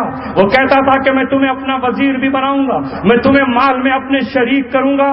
کوئی دشمنی نہ تھی ان جادوگروں سے. جب وہ اس کے ساتھ تھے، اس کے دین پر تھے، موسیٰ کے مخالف تھے، تو فرعون ان کے لیے وزارت اور کیبنٹ منترالے دینے کے لیے تیار ہے، انہیں اپنا مشیر و وزیر بنانے کے لیے تیار ہے. لیکن مقابلے پر آ کر جب جادوگروں کے دل اللہ تبارک و تعالیٰ نے پلٹ دیے، یہ 70,000 وہ لوگ تھے جو موسیٰ علیہ السلام کے مقابلے پر نکلے اور جیسے ہی انہوں نے کہا ہے آمنا باللہ رب العالمین، ہم ایمان لائے رب العالمین پر، جب انہوں نے اعلان کیا کہ ہم موسیٰ کو اللہ کا رسول مانتے ہیں، اسے سچا پیغمبر اور کلیم اللہ مانتے ہیں، تو فرعون نے کہا لأقطعن ایدیکم، اب میں تمہارے ہاتھ کاٹ ڈالوں گا. فرعون نے کہا لأصلبنکم فی جذوع النخل، اب میں تمہیں پیڑوں پر تمہاری لاشوں کو ٹانگ دوں گا. بتاؤ دشمنی کس بنیاد پر ہوئی؟ دشمنی کی بنیاد ملک نہیں ہوتا، دشمنی کی بنیاد پر مٹی نہیں ہوتی، دشمنی کی بنیاد زمینیں اور دیواریں نہیں ہوتی، دشمنی کی بنیاد کل بھی اسلام اور ایمان تھا اور آج بھی ایمان اور اسلام ہے.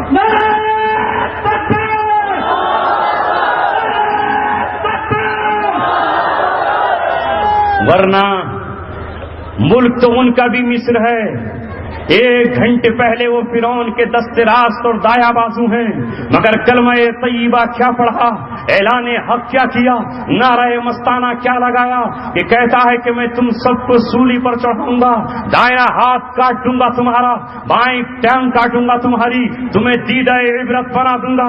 मगर तारीख ये बात अपने सीने पर आज तक लिखी हुई है और कुरान इसकी जमानत दे रहा है। लोहे महफूज पर जो अल्लाह तबारक व तआला की तख्ती है, उस तख्ती पर कुरान की शक्ल में ये लिखा हुआ है कि ईमान को झुकाया नहीं जा सकता। उन 70,000 जादूगरों ने कह दिया फक्जिमा अंतकाफ, तुझे जो कुछ करना है कर ले, जिस्म के टुकड़े टुकड़े कर दे, छल्ली छल्ली कर दे, लाश को पेड़ों पर टांग कर सुखा दे, चील कौवों को खिला दे, तू जो कुछ करेगा इस दुनिया की जिंदगी में करेगा। रूह तो जन्नत की वादियों में टहल रही होगी, मुर्दा जिस्म को हमारे होगा ही क्या।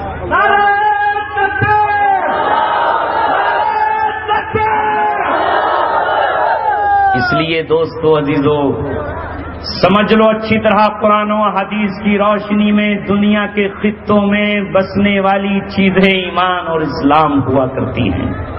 वरना आप इस मुल्क का अगर जायजा लें, पिछले 100 साल, 200 साल, 500 साल, 800 साल का जायजा, तो 800 साल में हमने किसी का क्या बिगाड़ा है। जब हम हुक्मरान थे तो इस मुल्क में एक औरत इस कोने से उस कोने तक सफर कर सकती थी। जब हमने जुल्म और सितम न किया तो आज 67 साल गुलामी के बाद हमने कौन सा किस पर जुल्म और सितम किया है। जुल्म हुआ हम पर ही जुल्म होता रहा।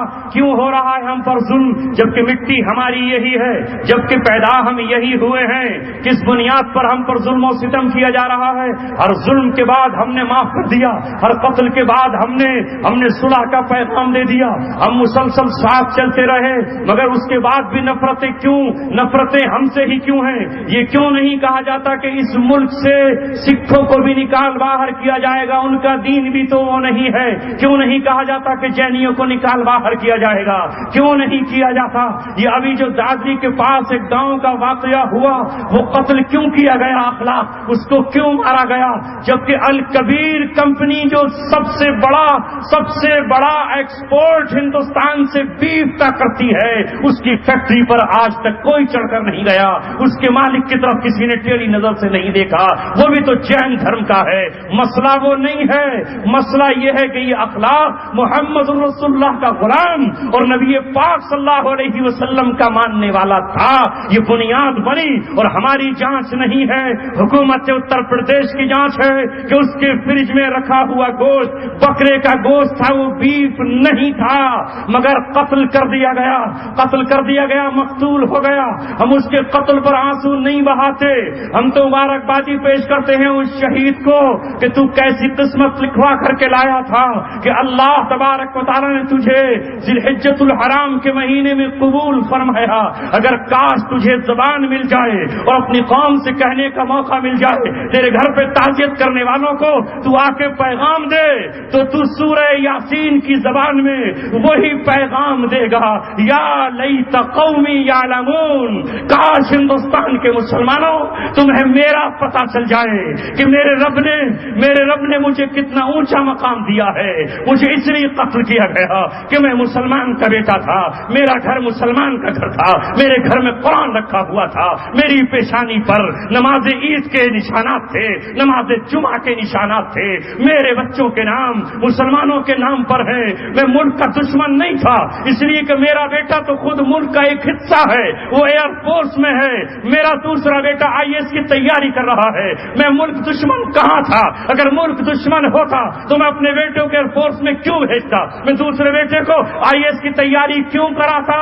जुर्म मेरा वही था जो बरस पहले फिरौन की नजर में ईमान लाने वाले 70,000 जादूगरों का सितेज़ाए कार रहा है अजल से ता इमरोज। शराग मुस्तफवी से शरार बूलहवी, یاد رکھو جب محمد رسول اللہ صلی اللہ علیہ وسلم کا سگا چچا اپنے بھتیجے محمد رسول اللہ کو برداشت نہیں کر سکتا، محمد رسول اللہ کی بیٹی کو اپنے بیٹے سے طلاق دلوا دیتا ہے اور کہتا ہے کہ بھتیجے کی بیٹی کو چھوڑ دے اور طلاق دے دے۔ ابو لہب نے طلاق دے دی جب محمد رسول اللہ سے، ہاں جن سے آج عیسائی بھی راضی ہیں، نہ جانے کتنے لوگ ہیں جنہوں نے محمد رسول اللہ کی شخصیت کا اعتراف کیا ہے، لیکن سگا چچا خون ہے بھائی کا، خون ہے محمد رسول اللہ کا، پیدائش پر تو اپنی باندھی صوبیہ کو آزاد کرتا ہے، لیکن جس دن محمد رسول اللہ کہتے ہیں قولوا لا الہ الا اللہ تفلحوا، اے چچا اب لا الہ الا اللہ کا اقرار کر لے، لیڈر اب میں ہوں، قائد اب میں ہوں، امام اب میں ہوں، مقتدا میں ہوں، پیشوا میں ہوں، اب تو نظام وہ چلے گا جسے میں لے کر آیا ہوں۔ تو سگا چچا آخری وقت تک بھتیجے کی مخالفت پر رہا، وہ تو اپنا ہی خون تھا۔ کہہ دیا اللہ تعالیٰ نے 1450 سال پہلے، وَلَن تَرْضَىٰ عَنكَ الْيَهُودُ وَلَا النَّصَارَىٰ حَتَّىٰ تَتَّبِعَ مِلَّتَهُمْ، یہ یہودی اور عیسائی تم سے راضی نہیں، ہزاروں ثانیہ مرزا ان کی جھولیوں میں ڈال دو، لاکھوں نور جہاں ان کے دامن میں رکھ دو، سینکڑوں ملالاؤں کو ان کی ہوس کا نشانہ بناؤ، وہ تم سے راضی نہیں ہوں گے، ہرگز راضی نہیں ہوں گے۔ عرب حکمرانوں نے اپنی زمین پر بلا لیا، کیا راضی ہو گئے؟ ہزاروں سال تک تیل کے ایگریمنٹ کر لیے، کیا وہ ان سے راضی ہو گئے؟ صدام حسین کو پھانسی پر چڑھانے کے بعد کیا جنگ کے بادل منڈلائے نہیں جا رہے ہیں؟ اگر بہانہ صدام حسین ہی تھا تو وہ تو قتل کر دیا گیا 2006 میں، اس کے بعد جنگ کیوں ہو رہی ہے؟ اور آج ملک شام اور جزیرۃ العرب کو چاروں طرف سے گھیر لیا گیا۔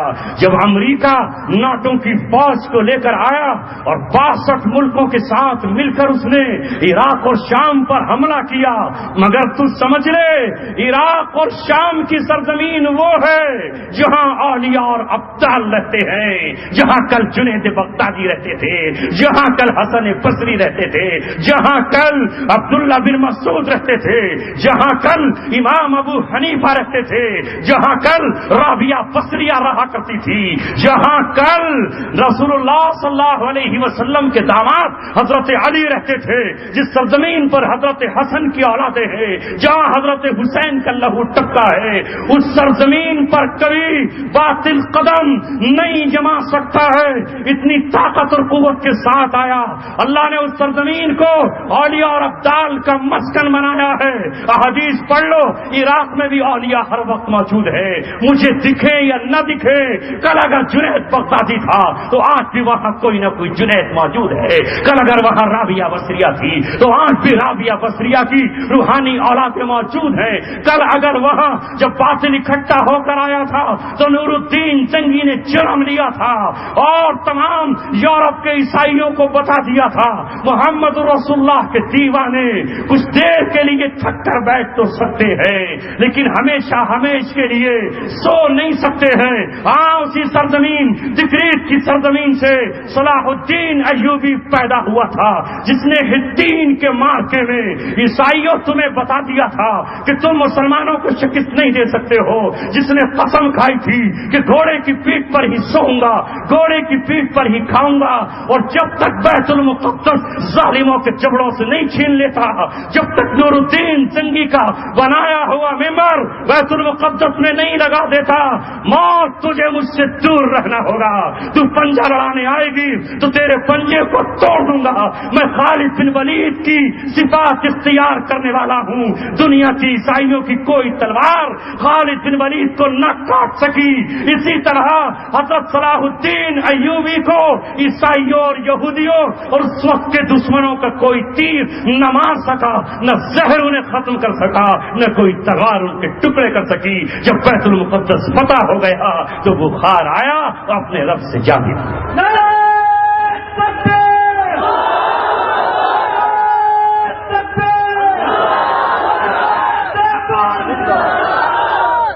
میرے ساتھیوں اور عزیزوں، بنیادی پوائنٹ یہی ہے، جس طرح رات کے اندھیرے سے دنوں کا ٹکراؤ ہے، اسی طرح شیطان کے لشکر سے رحمان کا ٹکراؤ ہے، یہ رہے گا۔ کسی شاعر نے 4 مصروں میں یہ بات کہہ دی، آج ہے رات تو کل صبح یقیناً ہوگی، آج ہے رات تو کل صبح یقیناً ہوگی۔ ساری دنیا مل کر یہ چاہے کہ رات ہی رہے اور چور لوٹتے رہیں، ساری دنیا کے 5 اسٹار ہوٹلوں کے مینیجر اکٹھے ہوں اور کہیں کہ رات ہی رہے تاکہ ان کے ہوٹلوں میں زناکاریاں ہوتی رہیں، نائٹ کلب چلانے والے، اجتماعی زناکاریاں کرنے والے، جوا کھیلنے والے، کلب چلانے والے اکٹھے ہو کر یہ کہیں کہ اب دن کو نہیں آنے دیں گے، چونکہ دن کے اجالوں میں ہم یہ برے کام نہیں کر سکتے۔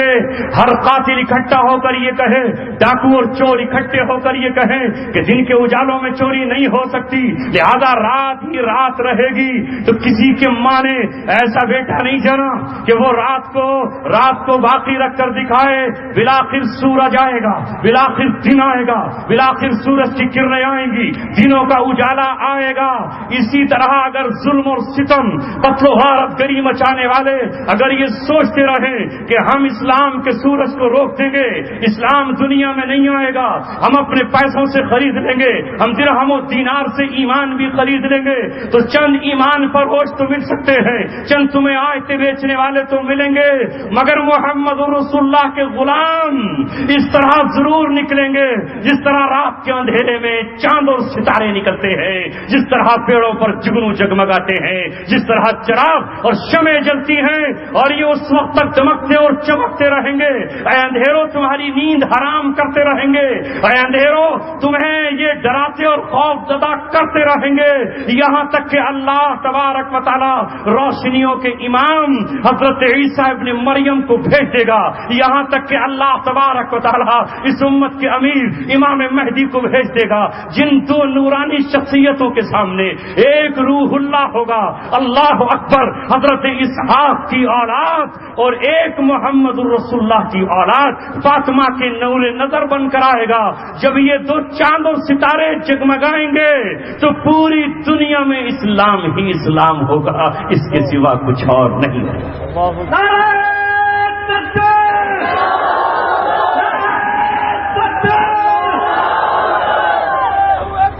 یہ ہونا ہے، آج ہے رات تو کل صبح یقیناً ہوگی، ہے یہی وقت کا آئین اور جہاں کا دستور۔ رات کرتی ہے اجالوں پہ بہت مشق ستم، آخر کار ابھرتا ہے مگر صبح کا نور۔ آج شور مچانے والوں شور مچاتے رہو، کوسنے والوں ہمیں کوستے رہو، سرزمین عراق و شام پر اللہ کے فوج اور اس کے لشکر سے گھبراتے رہو۔ یہ ظلم و ستم سے نکل کر آیا ہے، یہ خون کے دریاؤں سے گزر کر آیا ہے۔ تمہیں میرے پاس اگر عقل ہوتی تو علامہ اقبال نے اسی وقت کہہ دیا تھا، اگر عثمانیوں پر کوہ غم ٹوٹا تو کیا غم ہے کہ خون 100,000 انجم سے ہوتی ہے سحر پیدا۔ جب سورج ڈوب جاتا ہے تو رات بہت اتراتی ہے، اندھیرے بہت اکڑتے ہیں، اندھیروں کو بہت اپنی اندھیریوں پر ناز ہوتا ہے، رات اندھیریوں کے ٹکڑے بکھیرتی چلی جاتی ہے، مگر ایک ستارہ وہاں نکلتا ہے جہاں سورج کو غروب ہوتا ہے۔ یہ ستارہ دوسروں کو آواز دیتا ہے تو دوسرا ستارہ نکل کھڑا ہوتا ہے۔ آپ دیکھتے ہو کہ جس طرح رات سیاہ ہوتی چلی جاتی ہے، ستاروں پر ستارے نکلتے چلے جاتے ہیں، آسمان ستاروں سے جگمگا جاتا ہے، مگر رات ستاروں کا منہ چڑاتی ہے، رات ستاروں پر ہنستی ہے، ان پر ٹھٹا اور مذاق کرتی ہے کہ تم میں وہ ہمت کہاں کہ تم میرے اندھیروں سے لڑ جاؤ، تم میں ہمت کہاں کہ تم مجھ سے ٹکرا جاؤ، تم میں ہمت کہاں کہ تم میری سیاہ چادر کو روشنی کی چادر سے تبدیل کر دو۔ خون 100,000 انجم سے، انجم کہتے ہیں ستاروں کو، جب ستارے روتے روتے تھک جاتے ہیں، جب ان کی کمر تھکنے لگتی ہے اور وہ مایوسیوں کا شکار ہو جاتے ہیں، تب اللہ تبارک و تعالی سورج کو حکم دیتا ہے کہ مجھے سجدہ کر کے تو نمٹ چکا ہے، اٹھا اپنی گردن اور اعلان کر رات سے کہہ دے کہ میں آ رہا ہوں تیری کالی چادر کو سمیٹنے کے لیے، میں آ رہا ہوں جنگل و صحرا کو روشن کرنے کے لیے، میں آ رہا ہوں گھبرائے ہوئے دلوں کو تسکین دینے کے لیے، میں آ رہا ہوں چوروں ڈاکوؤں کو اپنے گھروں میں چھپانے کے لیے۔ ابھی سورج نہیں آتا کہ سورج کا پیغام لے کر صبح صادق آتی ہے۔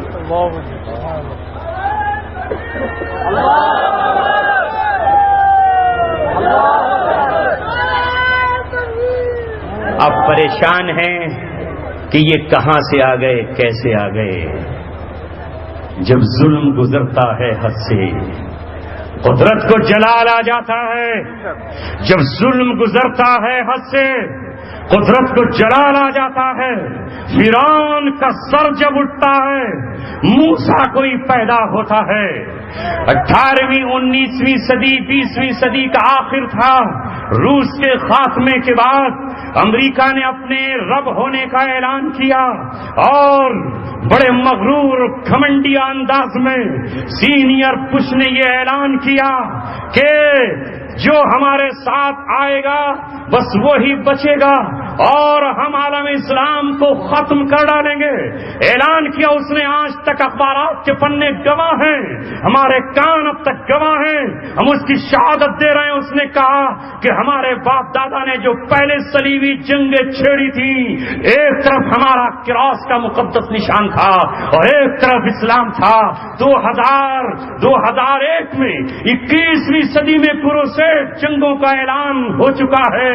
وہ یہ سمجھتے تھے کہ مسلم ماؤں نے خالد بن ولید کو جنت چھوڑ دیا ہے، وہ یہ سمجھتے تھے کہ مسلمان نوجوانوں کے ہاتھوں میں شراب کے جام ہیں، یہ شراب کے جام توڑ نہیں سکتے ہیں۔ وہ سمجھتے تھے کہ ان کے بیٹے عربوں سے آ کر ہمارے پیرس اور ہماری گلیوں میں عیاشیاں کرتے ہیں، یہ عیاش قوم ہمارا کیا مقابلہ کرے گی۔ ہمیں نے ان کے پیروں میں لوہے کی نہیں بلکہ اپنی بیٹیوں کی زلفوں کی زنجیریں ڈال رکھی ہیں۔ وہ یہ سمجھتے تھے کہ اب اسلام، اب کون امت کو صلاح الدین ایوبی ملے گا، مگر تاریخ گواہ ہے 13 سال کی کڑی محنت کے بعد اللہ تبارک و تعالیٰ نے اپنے وہ دیوانے پیدا کر دیے جنہوں نے جنت کی حوروں سے عشق اور معاشقہ کیا اور اپنی چڑھتی جوانیوں کو رب دو جہاں کی قسم، ہاں وہ جوانیاں جن جوانیوں کے لیے کوئی قید و بند نہ تھی، عرب کے وہ شہزادے، عرب کے وہ دیوانے جو ایک ایک ہیروئن کو اپنے ریال، اپنے درہم و دینار سے خرید سکتے تھے، جنہوں نے یورپ اور پیرس کے ہوٹل خرید لیے ہوں، جن کے پیروں میں قالینیں بچھائی جاتی ہو، جن کے قدموں میں سونا اگلتا ہو، جن کے یہاں پیٹرول کے خزانے ہوں۔ اللہ تبارک و تعالیٰ نے ان کو کہا صحابہ کی اولاد ہو تم، قرآن کے بیٹے ہو تم، اللہ نے تمہیں قرآن اس لیے دیا ہے کہ قرآن تم سے مطالبہ کرتا ہے کہ مظلوموں کی مدد کے لیے تمہیں خود اٹھ کھڑا ہونا ہوگا۔ مار گئے عراق نے دوبارہ مسلمانوں کو زندہ کر دیا، جس طرح مولانا محمد علی جوہر نے کہا تھا دور حیات آئے گا قاتل قضا کے بعد ہے ابتدا ہماری، تیری انتہا کے بعد قتل حسین اصل میں مرگ یزید ہے، اسلام زندہ ہوتا ہے ہر کربلا کے بعد۔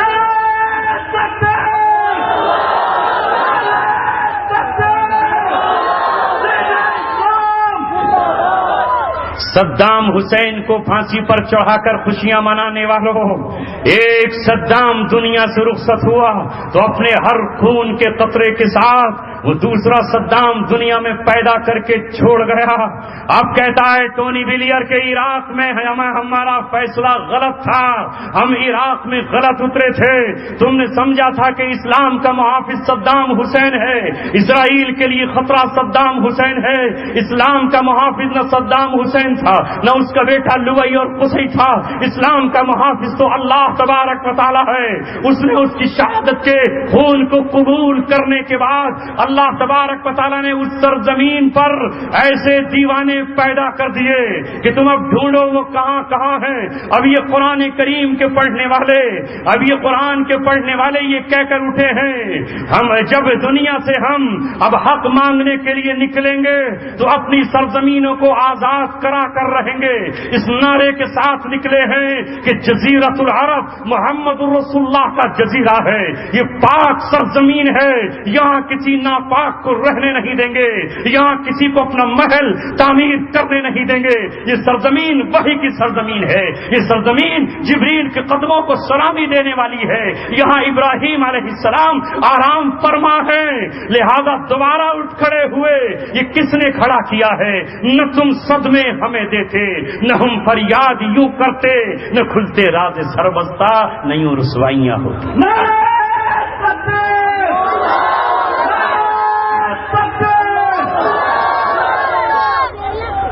دور حیات آئے گا قاتل قضا کے بعد، ہماری قضا ہماری زندگی کا پیغام لے کر آئی ہے۔ تم نہیں سمجھتے جسے تم پھانسی کا پھندا کہتے ہو، وہ پھانسی کا پھندا نہیں، اس سرزمین، ہاں یہی سرزمین، اسی سرزمین کے شہر رامپور، جس دھرتی پر میں نے بھی جنم لیا ہے، وہاں پیدا ہونے والا محمد علی جوہر اس زمانے میں انگریزوں کے سامنے کہہ چکا ہے، اس زمانے میں یہ کہہ چکا ہے اور یہ بتا چکا ہے کہ تم جسے پھانسی کا پھندا کہہ رہے ہو وہ پھانسی کا پھندا نہیں، وہ جنت کا گیٹ اور جنت کا دروازہ ہے۔ طواف کعبہ بھی کر آئے شوق حور و غلمہ میں، جب آخر دار کو دیکھا درے باغے جنا پایا، کرو برباد تن کے شوق سے اس آشیانے کے۔ آج روس تو اپنی بمباری کر کے ملک شام پر خون کی برسات کر کے یہ سمجھتا ہے کہ اہل سنت والجماعت کو تو قتل کر ڈالے گا، نہیں، وہ ہمارے معصوم بچے ہیں جو شہادت کا جام پی کر اس طرح جا رہے ہیں جس طرح میدان کربلا میں حضرت حسین کے بیٹے علی اصغر کی لاش حضرت حسین کے ہاتھ میں ہے، تیر سینے میں چبھا ہوا ہے، علی اکبر کی لاش حضرت حسین کے ہاتھ میں ہے، حضرت حسین اپنے بیٹے کو اپنی باہوں میں اٹھاتے ہیں اور آسمان کی طرف اللہ کو مخاطب کر کے کہتے ہیں، اے اللہ تبارک و تعالی گواہ رہنا، میں نے تیرے نبی کے دین کے گلشن کو سینچنے کے لیے نہروں نہر فرات اور نہر دجلہ سے پانی نہیں مانگا، میں نے اپنے بیٹوں کا لہو دیا ہے۔ علی اصغر اور علی اکبر اپنے ابا سے یہ کہہ کر جاتے ہیں کہ بچوں کی عادت ہے باپ سے آگے نکل جانا، بچوں کی عادت ہے جب وہ بازار جاتے ہیں تو ماں کی انگلی چھوڑ کر پہلے آگے نکل جاتے ہیں، جب عیدگاہ میں جاتے ہیں تو باپ سے 2 قدم آگے نکل جاتے ہیں، جب جمعے کی نماز میں جاتے ہیں تو باپ سے 2 قدم آگے جاتے ہیں۔ اے ابا جان، ہم آپ سے پہلے شہادت کا جام پی رہے ہیں تاکہ ہم دادی فاطمہ سے کہہ سکے، ہم ابا سے پہلے جام پی کر چلے آئے، ہم حضرت علی سے کہہ سکے دادا ہم پہلے جام پی کر چلے آئے، ہم محمد رسول اللہ سے کہہ سکے کہ ہم چھوٹے تھے آگے لپک کر ہم نے اپنے باپ سے پہلے شہادت کا جام پیا ہے، ہم شہادت کا جام پی کر آئے ہیں۔ ابا جان، جب آپ شہادت کا جام پی کر آئیں گے تو ننھے منھے ہاتھوں سے ہم حوض کوثر اور جنت کی نہر تسلیم کا جام ہم لیے کھڑے ہوں گے۔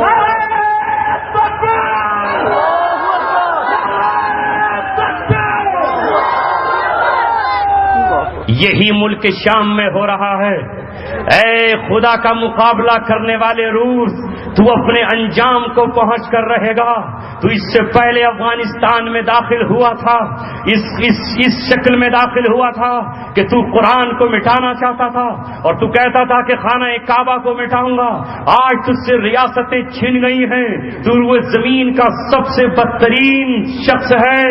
آج تو ملک شام میں داخل ہوا ہے، تجھے ہم بتاتے ہیں یہ سرزمین افغانستان سے لاکھوں ہزاروں کروڑوں گنا مقدس اور پاک سرزمین ہے، جس کی فضیلت محمد رسول اللہ صلی اللہ علیہ وسلم نے بیان فرمائی ہے، جس کی بشارت محمد رسول اللہ نے دی ہے اور کہا ہے فطوبى یا اہل الشام، فطوبى یا اہل الشام، فطوبى یا اہل الشام، خوشخبری ہو، مبارکبادی ہو اہل شام تمہارے لیے۔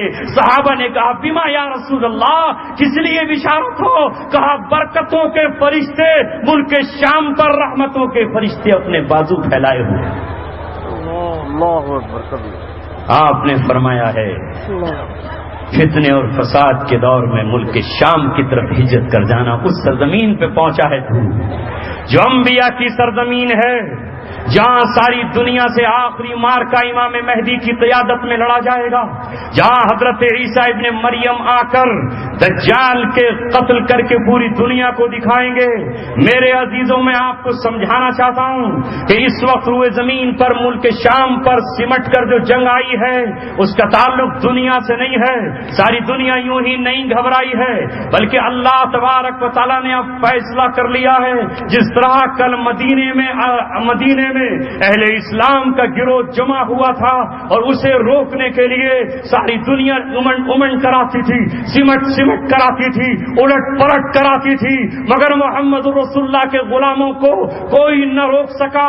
وہ دن آیا کہ انہوں نے قادسیہ کے میدان میں اس وقت کے ایران کو شکست دی۔ وہ آج کے ایران، وہ یہودیوں کے ایجنٹ، وہ ابن سبا کی اولادوں، او مجوسیوں، کل کے مجوسیوں سن لو، تو آج پھر قیادت کے لیے نکلا ہے یہود و نصارہ کے ارادے پر۔ تیرے باپ دادا رستم اور تارا کو محمد کے غلاموں نے کل بھی شکست دی تھی، سعد بن وقاص نے کل شکست دی تھی، اور مثنی بن حارثہ نے تجھے کل شکست دی تھی۔ آج بھی عمر ابن خطاب کی اولادیں، محمد رسول اللہ کے دیوانے، صحابہ کو صحابہ جاننے والے، ماں عائشہ سے محبت کرنے والے، ان کے دوپٹے پر جان دے دینے والے، ماں حفصہ سے پیار کرنے والے، وہ مجوسی دوبارہ سن لے، تیرے چہرے کی نقاب الٹ چکی ہے، تو مسلمان نہیں ہے، تجھ سے کوئی دوستی نہ کل ہو سکتی تھی نہ آج ہو سکتی ہے۔ آج تیرے چہرے کی نقاب اہل سنت والجماعت نے الٹ کر پھینک دی ہے۔ تیری ہی مدد کو اب دنیا کا بدترین ظالم روس زمین پر اتر آیا ہے، امریکہ تیری مدد کو آیا ہے، تجھ سے پابندیاں ہٹا دی گئی ہیں، یہ فیصلہ ہونا ہے۔ تم نقلی امام مہدی کا انتظار کر رہے ہو، امام مہدی کی فوج امام مہدی کے آنے سے پہلے ہی تیرے گریبان پر ہاتھ ڈال کر پھر سے قادسیہ کی تاریخ دہرائے گی، اور وہ دن دور نہیں ہے جس طرح کل کسریٰ کے محل میں اہل سنت والجماعت اور صحابہ کرام نے نماز ادا کی تھی، آج بھی صحابہ کے بیٹے تیرے محل میں نماز عشق ادا کریں گے۔ نعرہ تکبیر! نعرہ تکبیر! بس میرے دوستو، یہ قرآن ہے ہمیں جلانے کے لیے، آکسیجن سے نہیں جیتے، آکسیجن نہیں جلا سکے گی، یہ قرآن ہے آپ کو زندہ کرنے کے لیے۔ اس سے چمٹ جاؤ، اس سے لپٹ جاؤ، اس سے محبت کرو، اس سے پیار کرو۔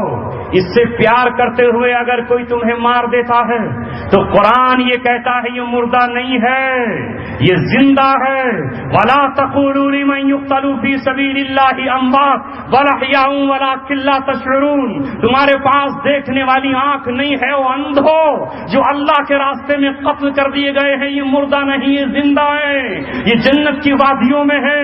ارے منتری جی، جس طرح مکھ منتری کے پاس بیٹھا کرتے ہیں، اس طرح اللہ کے نام پر شہید ہو جانے والے احکم الحاکمین کے عرش کے نیچے قندیلیں لگی ہوئی ہیں، پورے دن وہ جہاں چاہے سفر کرے، شام کو اللہ کی عرش کی قندیل میں رہتے ہیں۔ مردہ کہاں ہوئے؟ مردہ وہ ہوگا جو قرآن سے کٹ جائے۔ قرآن کہتا ہے مجھ سے کوئی محبت کرے میں اسے مردہ ہی نہیں کہنے دوں۔ وَلَا تَحْسَبَنَّ الَّذِينَ قُتِلُوا فِي سَبِيلِ اللَّهِ أَمْوَاتًا بل احیاء عند ربهم یرزقون۔ انہیں ان کے رب کے پاس رزق دیا جاتا ہے۔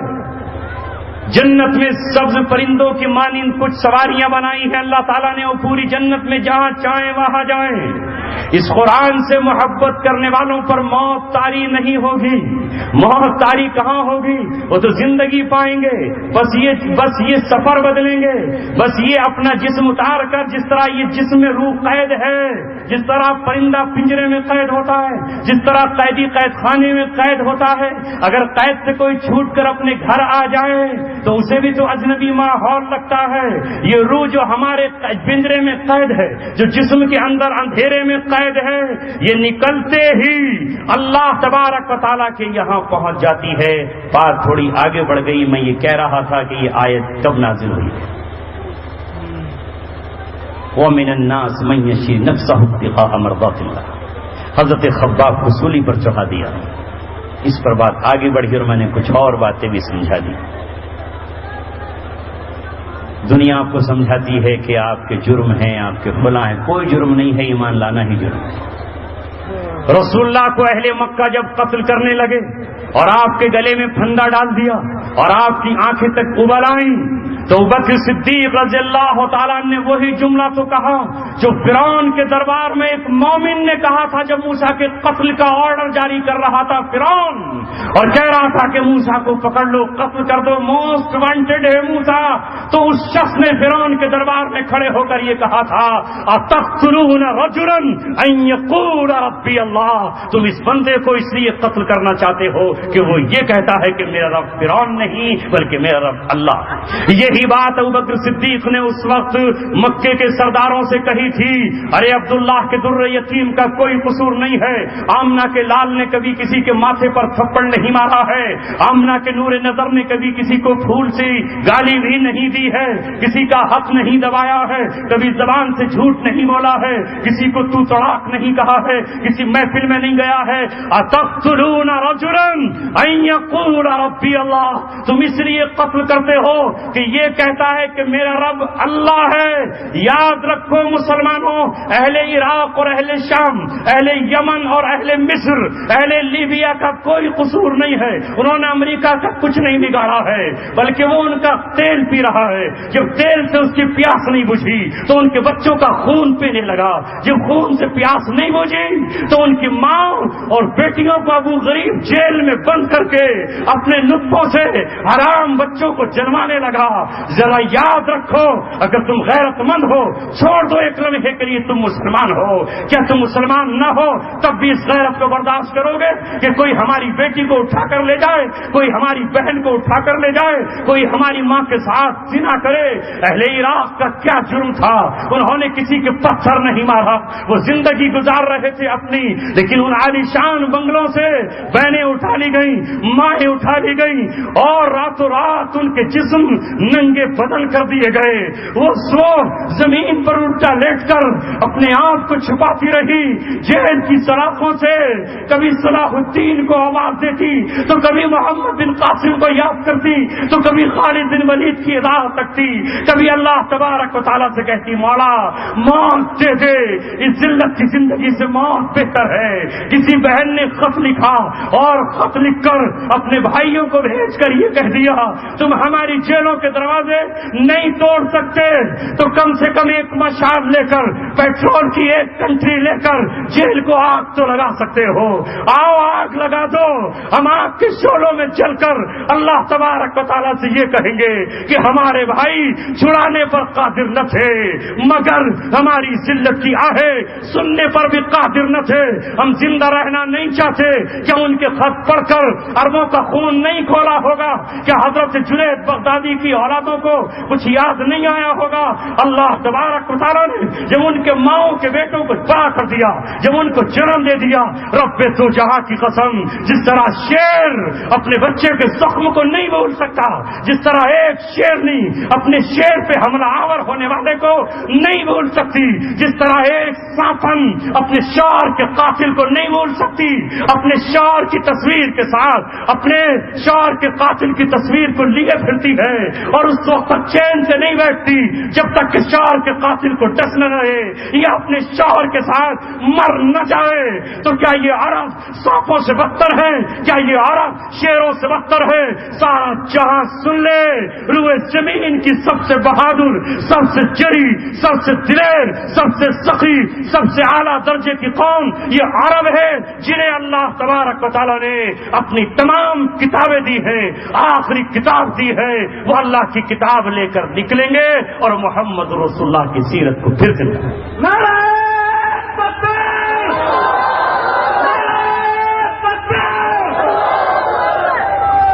لہذا اب دنیا نے دیکھ لیا وہ اب غریب جیل نہیں رہی. خالد بن ولید کے بیٹوں نے، مثنى بن حارثہ کی اولادوں نے محمد بن قاسم کی اولادوں نے، ہاں وہی محمد بن قاسم جو بغداد یا کوفہ سے چل کر سندھ کی سرزمین پر آتا ہے اور سندھ کی سرزمین سے اپنی بہنوں کو نکال کر لے جاتا ہے. 17 سال کی عمر کا وہ نوجوان، اے 17 سال کے نوجوان، کب میرا نوجوان تیری سیرت پڑھے گا کہ تو نے یہ پیغام دیا تھا کہ ہم کوفہ اور عراق سے چل کر آئیں گے اور سندھ کی سرزمین سے راجہ داہر کی قید سے اپنی بہنوں کو نکال کر لے جائیں گے. تو کیا محمد بن قاسم کے بیٹے ابو غریب جیل کو نہیں توڑ سکتے؟ تم نے دیکھ لیا یہودیوں، عیسائیوں، تم نے دیکھ لیا تمہارے تالے کمزور پڑ گئے، تمہاری کوئی طاقت کام نہیں آئی. جب محمد بن قاسم کے بیٹے دریائے سندھ عبور کرتے ہوئے، صحراؤں پر گھوڑے دوڑاتے ہوئے اس دور میں سندھ آ سکتے ہیں تو ابو غریب جیل تو ان سے چند قدموں کے فاصلے پر تھی. 2013 میں انہوں نے جیل توڑ کر یہ بتا دیا کہ محمد کے دیوانے یہ کہہ کر نکلے ہیں اب جیل کے دروازے ایک ضرب سے توڑیں گے. اور تدمر کی وہ جیل جہاں 35 سال سے اہل سنت والجماعت گرفتار تھے، چند مہینے پہلے الحمدللہ اس جیل سے سارے قیدیوں کو آزاد کرایا. آزاد ہی نہیں کرایا بلکہ اس کی دیوار کی ایک ایک اینٹ مٹا دی، پوری عمارت کو ڈھا کر ختم کر دیا اور یہ کہا کہ ظلم کی ہر نشانی کو صفحہ ہستی سے مٹائیں گے، اس لیے کہ ہم اولاد ابراہیم. نعرہ تکبیر! نعرہ تکبیر! میرے عزیزوں اور ساتھیوں، یہ مارکا آخری مارکا ہے جسے ہم ہی جیتیں گے، اس لیے کہ ہمارے رب نے کہہ دیا ہے وَإِنَّ جُنْدَنَا لَهُمُ الْغَالِبُونَ، ہمارا لشکر غالب ہو کر رہے. کیسے ہوگا وہ اللہ جانتا ہے. ایک طرف وائٹ ہاؤس میں بیٹھ کر چالیں چلی جا رہی ہیں اور ایک طرف عرش معلیٰ پر اللہ تدبیریں بنا رہا ہے. وَيَمْكُرُونَ وَيَمْكُرُ اللَّهُ وَاللَّهُ خَيْرُ الْمَاكِرِينَ. اللہ کی چالوں کو کوئی الٹ نہیں سکتا. مسلمان کو مسلمان کر دیا طوفان مغرب نے. امریکہ تیرا شکریہ، روس تیرا شکریہ، اے ناٹو تیرا شکریہ. ہم سوئے ہوئے تھے کہ تو نے ہمیں جگا تو دیا، تیری گھن گرج سے ہم جاگ گئے، بہنوں کی چیخوں سے ہم اٹھ کھڑے ہوئے، بوڑھوں کے آنسوؤں نے ہمیں کم سے کم جاگنے پر مجبور کر دیا. مسلمان کو مسلمان کر دیا طوفان مغرب نے. تلا تم ہائے دریا ہی سے ہے موجوں کی طغیانی. علامہ اقبال تمہیں اس وقت کہہ گئے تھے مظلوموں سے زیادہ مت ٹکرانا، ان کا خون جب گرم ہوتا ہے تو سورج کی تپش بھی اس کے سامنے نہیں ٹک پاتی. یہ پہاڑوں کی جوالا مکھی کو بھی اپنے پیچھے چھوڑ دیتا ہے. گرم ہو جاتا ہے جب محکوم قوموں کا لہو، گرم ہو جاتا ہے جب محکوم قوموں کا لہو، تھر تھراتا ہے جہان 400 رنگوں.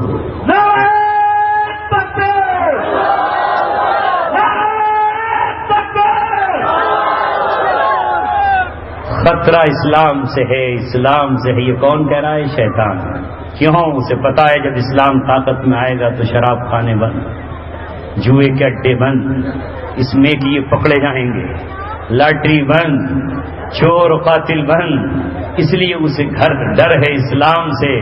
مگر جس طرح سورج کو آج تک کوئی رات نہیں روک پائی، اس کو بھی کوئی نہیں روک پائے گا. آیت پوری کر کے بات پوری کر رہا ہوں. اللہ نے کہہ دیا یریدون لیطفئوا نور اللہ بافواہہم، وہ چاہیں گے کہ اللہ کے چراغ کو اپنے منہ کی پھونکوں سے بجھا دیں.